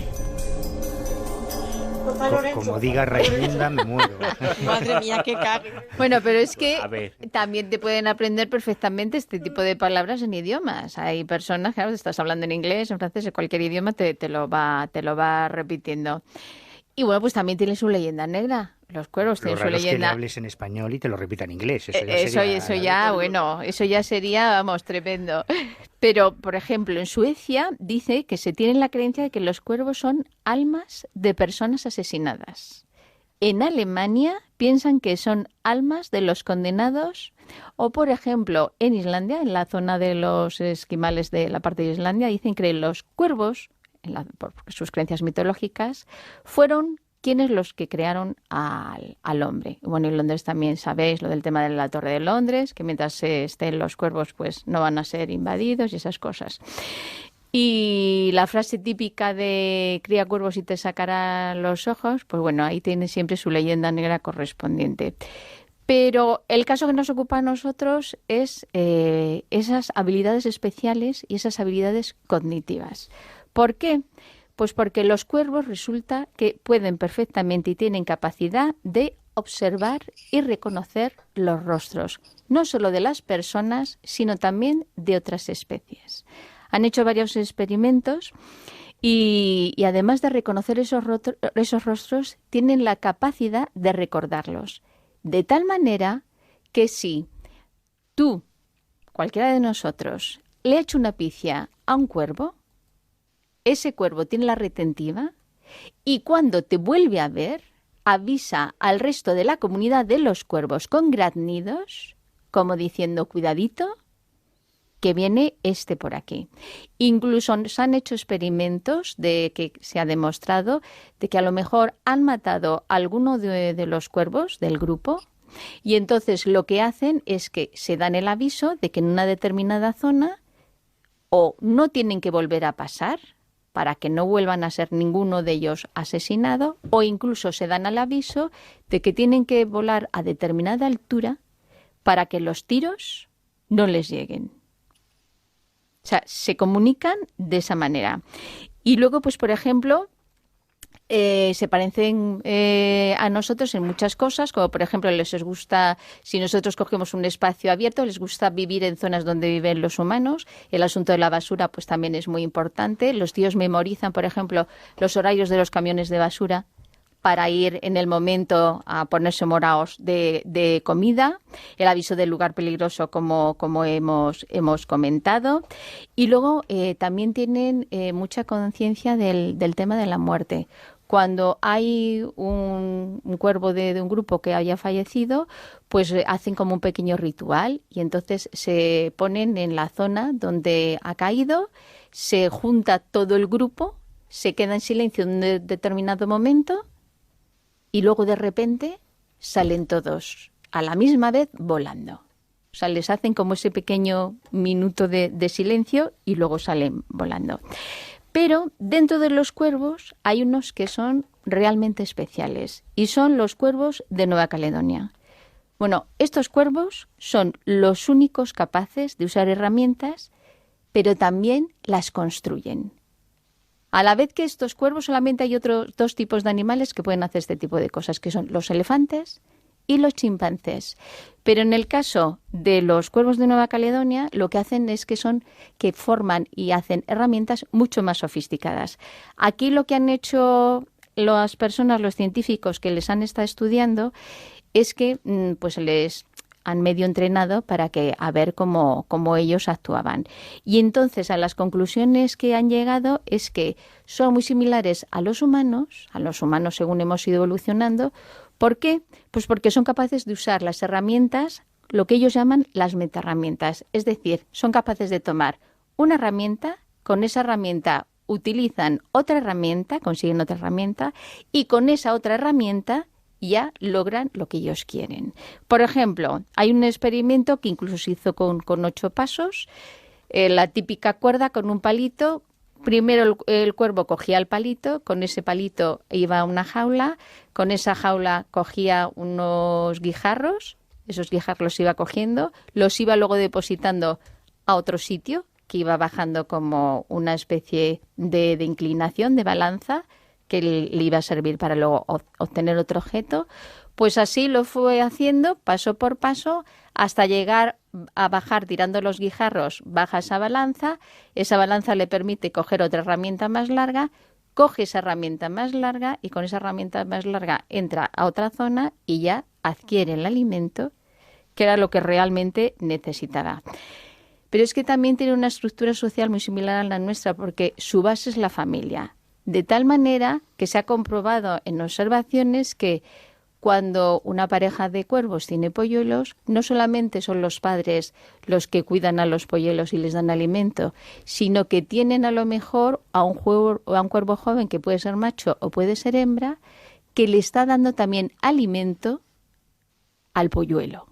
Y de tal manera que cuando hay depredadores alrededor, lo que hacen es que el resto de la comunidad de los cuervos se quedan vigilando para avisar y que vayan creciendo esos polluelos. Pero hay algo mucho más impactante, que es una cosa que están terminando de confirmar, y es lo que se está llamando la teoría de la mente. Esto, para los científicos, es la capacidad de transmitir los conocimientos que hemos aprendido a otros. Entonces, lo que están determinando es si los cuervos, los adultos, les transmiten esos conocimientos a los cuervos que han nacido.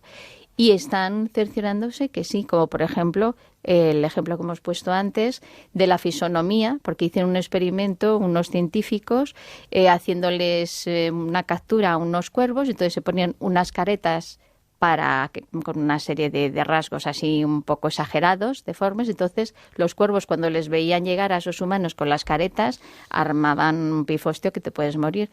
Pues los polluelos, según fueron creciendo, fueron aprendiendo esa conducta y cada vez que veían a la persona con la careta, pegaban los graznidos e iban con temor y sobrevolaban sobre él como avisando, cuidado, que no nos la lía, pero bien. Pero otra cosa de la que también se han dado cuenta es, por ejemplo, un grupo de científicos de la Universidad de Lund en Suecia, que han comprobado que los cuervos son capaces de pensar en tiempos venideros y hacer planes. ¿Eso por qué lo saben? Porque, por ejemplo, con el tema de las herramientas, no solamente la utilizan para ese momento que van a coger la comida o lo que necesiten, sino que encima la guardan para si la tienen que necesitar y en otro momento. Y hay también otra conducta tremenda, y es que en esto de los planes lo que hacen también es almacenar alimentos. Entonces, para almacenar alimentos tienen una conducta muy similar también a los humanos, y es que lo que hacen es que lo guardan en un sitio, pero cuidándose de que no haya otros cuervos que les estén espiando para detectar dónde está esa comida. De hecho, si ellos notan que hay alguien que les está espiando, pues crean como una especie de fantasía, como haciendo ver que están cogiendo comida y lo están guardando en otro sitio para crear engaño, y así el cuervo rival, pues que no sepa realmente dónde lo tiene. O sea, que hacen ese tipo de comportamientos que son muy similares a los nuestros. Con lo cual, pues eso, almacenan la comida, guardan las herramientas, viven en familia, y luego, pues eso, tienen esa cosa de la picardía y de ser un poco traicionerillos para cuando les interesa. Con lo cual, la conclusión, pues que nos llevamos tan mal con los cuervos porque dicen que al final somos demasiado parecidos. ¿Qué haría Alfred Hitchcock con esta información? ¿Verdad que sí? En una nueva versión de Los pájaros. Hombre, de todas formas, yo recuerdo cuando hemos tratado aquí en muchas ocasiones Se confirmaría lo que decía. También. Pues hay una niña siniestra en Estados Unidos que tiene una especial amistad con los cuervos. Salió una vez en las noticias de la BBC, que ella los alimenta a los cuervos y los cuervos le traen regalos. Sabes que a ellos les gustan los objetos brillantes, las baratijas y todo eso.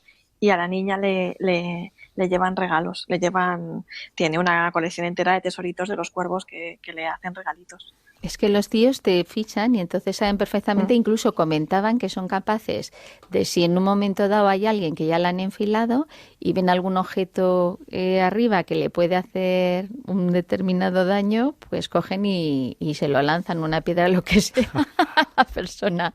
Bueno. Y tenían en otro punto, no sé si era en Japón, que hay muchísimos, por lo visto, pues se han también aprendido el sistema de las nueces, las lanzan contra los coches y entonces... Para que les pasen por encima y las abran. Claro, para que impacten. Y cuando está el semáforo en rojo, que está el coche parado, es cuando bajan a coger el fruto. Sí. Sí, yo cuando hemos hablado aquí a veces de lo de los delfines, por ejemplo, que siempre parece como que son los animales más deslumbrantes, ¿no?, frente al hombre, yo recuerdo un trabajo que hizo también un investigador británico que decía no que los delfines fueran tontos, sino que reconocía que tenían mucha inteligencia, pero que no era demasiado superior a la del resto de animales. Lo que había habido es una especie de sesgo de investigación en el cual toda la investigación hacia otras especies, hacia la inteligencia de otras especies, se había dedicado fundamentalmente a los delfines, y ahora se estaban comprobando, y ponía ejemplos, no recuerdo de qué, pero por ejemplo de cabras o de ovejas, que desarrollaban, en principio los tenemos como unos animales bastante dóciles, tontos y tal, pero sin embargo que demostraban también determinadas estrategias, demostraban también determinada inteligencia, que ahora empezaba también a deslumbrar, lo que ha pasado ahora con esto de los cuervos. Es que la fuerza del tópico es muy importante en este caso, ¿no? Las ovejas y las cabras tontas, ¿no? Y los delfines inteligentes, sí, pues igual no es cierto. No recuerdo, pero tenían, por ejemplo... O no es del todo cierto, hay matices, ¿no? Sí, en lo del rebaño, por ejemplo, tenían no recuerdo exactamente qué era, pero sé que tenía algo que ver con el lenguaje no verbal y que demostraban una capacidad de comunicación en grupo también para hacer frente a determinadas circunstancias muy importantes, porque evidentemente les va la vida en ello, ¿no? Y muy sorprendente, a través simplemente, creo que era de la gestualidad, simplemente de lo que era la cabeza, una capacidad, un lenguaje muy complicado, un sistema de comunicación muy complejo dentro de lo que era un rebaño, ¿no? Entonces, bueno, pues así iba repasando una por una diferentes especies y demostrando que había cualidades, en muchos casos, superiores, inteligencia superior al ser humano. Y puede ser superior en unos años, Manuel Carvajal, la mente humana, porque sus características y sus dotaciones, se están investigando y, bueno, pues más allá incluso de los cuervos. Sí, nos vamos a encontrar con un dilema en los próximos 5 o 10 años, según Brian Johnson, que no es el vocalista de ACDC, sino el CEO de una empresa de neurotecnología. No es el vocalista de ACDC, sino el CEO. Ha quedado claro, muy bien. Exactamente. Es otro grupo. De esta empresa, Kernel, que ha hecho unas declaraciones esta semana un poco inquietantes. Porque, claro, nos plantea una disyuntiva a la que posiblemente, según él, tarde o temprano nos vamos a tener que enfrentar. ¿A vosotros os gustaría tener mucha más memoria, tener la capacidad de aprender idiomas en unas pocas horas, tener una capacidad de abstracción, de lógica, unos conocimientos matemáticos que se multiplicasen por 100 o por 1000 solo con que os implantasen un aparatito en el cerebro? Yo sí. Yo lo firmaba. Sí. Si no, hay, evidentemente está demostrado que no genera efectos pero, Juanjo, secundarios. si lo que tienen que hacer para conseguir eso es investigarte a ti. No. Sí, Mejor que hombre, no sí. investigue.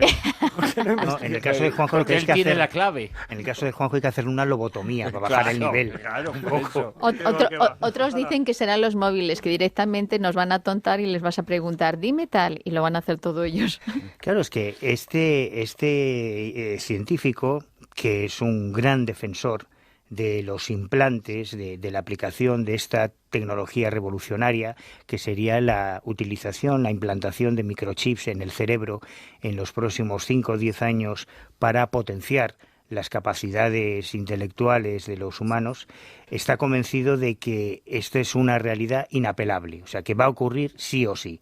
Ahora empiezan a generarse en los encuentros de especialistas algunos debates en torno a la legalidad, a la moralidad, pero es cierto que se está investigando. Esto es como lo del Área 51. O sea, hace muchos años que se están realizando investigaciones, algunas además de origen español, en la implantación de electrodos en el cerebro. Ya en los años 60 y 70 hay unos trabajos espectaculares del profesor Rodríguez Delgado, de un científico español, que, bueno, yo tuvimos la oportunidad de entrevistarlo en su día, que realizó unos experimentos. Él se hizo muy famoso con el tema de los toros. Hay unos vídeos por ahí, se pueden ver en YouTube, para demostrar cómo se podía controlar electrónicamente el cerebro. Él llegó a implantar unos electrodos en unos toros, unos Miura, a salir a una plaza de toros solo con un mando a distancia. Estamos hablando de una grabación en blanco y negro de los años 60 o 70, le sueltan al toro bravo y cuando el toro iba a embestirlo, él simplemente dándole a un botón lo convertía en manso. Fue una cosa alucinante. Si eso se hizo hace 40 o 50 años, pues imaginémonos a qué nivel han llegado. Según Johnson, las investigaciones que se empezaron a hacer en este sentido tenían como objeto remediar a través de la implantación de estos microchips problemas de lesiones cerebrales, de disfunciones que tenían algunas personas, pero claro, se dieron cuenta de que si realmente con la utilización de estos microchips se pueden potenciar capacidades cognitivas, intelectuales, de abstracción, ¿por qué se va a utilizar solamente con enfermos? Si alguien voluntariamente tiene interés por potenciar esas capacidades, bueno, pues simplemente puede someterse a una pequeña operación y entrar en un mundo absolutamente nuevo a todos los niveles, porque en esta entrevista, por ejemplo, él dice cosas como que solo somos capaces, él plantea que el cerebro humano está muy limitado, que hasta ahora, hasta este momento de la historia que estamos viviendo, toda la evolución del género humano, toda la evolución de las especies en realidad, pero especialmente la evolución de la especie humana ha sido debida a causas medioambientales, al azar. Es la primera vez en la que el hombre puede tomar las riendas de su propia evolución como especie. Y esto da un poquito de miedo, supongo que como cualquier cambio, como cualquier revolución tecnológica en la historia de la ciencia, pero es cierto que nos vamos a tener que enfrentar a esto, ¿no? Y hace unas reflexiones muy sugerentes, porque dice, por ejemplo, que, claro, no sé si tiene razón o no, pero dice que incluso nuestra capacidad de imaginar, que es muy importante para los avances en ciencia, para el arte, para la poesía, para la literatura, está limitada. Solo podemos imaginar cosas con las que estamos familiarizados. Pero el uso de esta tecnología, estos microchips, nos puede abrir unas capacidades de percepción y de imaginación con cosas con las que ni siquiera estamos familiarizados, que pueden ser revolucionarias a todos los niveles, ¿no? Así Me encanta. que en los próximos años... También se hablaba de la posibilidad de conseguir eso con fármacos, eso mismo, ¿no?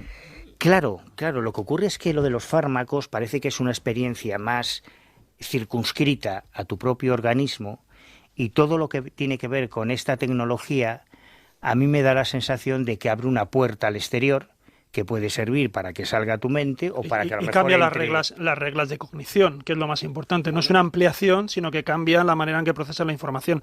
Hay un investigador que resumió muy bien esto diciendo que toda la vida hemos estado aprendiendo, pero ahora por primera vez podemos cambiar la herramienta con la que aprendemos, que es el cerebro. Hasta ahora siempre teníamos el cerebro ahí y no podíamos tocarlo. Buscábamos distintas maneras de aprender, pero es que ahora sí que podemos intervenir directamente en la herramienta de aprendizaje. Y eso lo cambia todo, ¿no? Pero bueno, vamos a ver hasta dónde se puede. Hay diferentes itinerarios ahora que se están viendo y muy teóricos todavía, muy especulativos de hacia dónde se puede ir, pero por ejemplo, fármacos que tú estás comentando ya se están implantando, se han hecho algunos fármacos, por ejemplo, aplicados en el ejército, que tienen a lo mejor los componentes, a lo mejor, ¿qué te digo yo?, del LSD, el componente, la capacidad que tiene para imaginar, ¿no?, para ser evocador y tal, y sin embargo no tiene los efectos secundarios. Entonces ahí surge el dilema de qué hacemos, ¿te los tomas o no te los tomas? Porque ahora ya no hay contraindicaciones. No, pero se usa desde hace mucho tiempo en el ambiente chamánico, se han utilizado las plantas de poder para expandir la conciencia y tampoco tienen efectos secundarios en el sentido de que pero están en un contexto sacralizado, se hacen en unos momentos determinados, con un ritual muy específico, muy exigente además, muy rígido. Pero esto de la implantación de elementos exógenos en el cerebro, a mí me asusta un poquito. Me da un poquito de miedo. Es como el teléfono móvil, porque luego no sabes quién te lo va a ir. El teléfono móvil, hace cosa de media hora se me ha acabado la batería y parece que se me ha enchufado la inteligencia, se me ha enchufado el despertar, todo. Yo creo que nos afecta bastante la qué terrible que te pongan ¿eh? un microchip y en lo más importante de una conversación te quedes sin pilas y te vuelvas si te coge un virus, el microchip ese que... por eso digo que a mí me asusta un poquito. Los temas y si no, hay que mirar Fronteras de la Ciencia. Que ahora mismo vamos a comentar que es Fronteras de la Ciencia, que acaba de aparecer en el mercado. Me vais a reservar unos minutos después de las noticias para acabar la última tertulia Zona Cero de esta temporada, porque hay algunas cositas que quiero comentar y que quiero que comentéis a la gente. Serán 2 o 3 minutos después de las noticias y la actualidad en Onda Cero. Últimos segundos pasan un poquito del boletín de noticias de las 3 para decir, bueno, esa promo de Onda Cero dice, ¿te mereces esta radio? Bueno, pues yo no sé si me lo merezco o no, pero he disfrutado mucho con vosotros en esta tertulia Zona Cero en la temporada 19, con los que no están, con Miguel Pedrero, con José Piquijarro, con Lorenzo Fernández, que por supuesto están en otras tertulias, y con quienes están aquí con nosotros en la mesa, con Juanjo Sánchez Oro, que ha sido un descubrimiento fantástico, con Manuel Carballal, que lo descubrí hace 30 años o 40. Y lo sigues descubriendo, lo seguimos descubriendo día a día. Y que me ha brindado su amistad desde entonces, y con Mado Martínez, y que creo que a servidor le ha venido extraordinariamente al programa también. Mado, muchas gracias por haber estado con nosotros en esta primera de las muchas temporadas que vas a estar con nosotros. Gracias a ti, a los compañeros y a los oyentes. Y además los oyentes van a poder disfrutar también de una revista nueva que acaba de aparecer, va a ser trimestral, una revista al frente de ella, entre otros, Juanjo Sánchez Oro, Fronteras de la Ciencia. Una revista de kiosco, que es muy complicado en estos momentos, ¿no?, sacar revistas nuevas. Bueno, pues lo vamos a intentar. Está dirigida por un buen amigo, una persona a la que admiro mucho. Yo creo que tiene un talento y una capacidad enorme, una enorme curiosidad y además muy bien avalada. Es un catedrático de la Universidad de Extremadura, José Gómez Galán. Y bueno, hemos diseñado esta revista que yo creo que como punto original, porque hay gente que está haciendo ya revistas muy buenas, y lo que tratamos es se llama Fronteras de la Ciencia, el que quiere informarse, lo más fácil es que vaya a la página web, donde además se puede bajar una selección de páginas a través de un PDF, fronterasdelaciencia.com. ¿Y por qué la llamamos Fronteras de la Ciencia? Bueno, ciencia en sentido amplio, no solamente pensemos en la ciencia natural, en las ciencias exactas, sino que tocamos todos los temas de humanidades, ciencias sociales, y tratamos de que sea una especie de punto de encuentro, de reflexión, de temas fronterizos, para que yo creo que cualquiera se haga una idea del espíritu que anima la revista. Lo mejor es decir cuál es este primer número, el contenido muy rápidamente. Siempre va a ir con una especie de dossier donde tocamos un tema central, pero tocado desde distintas perspectivas.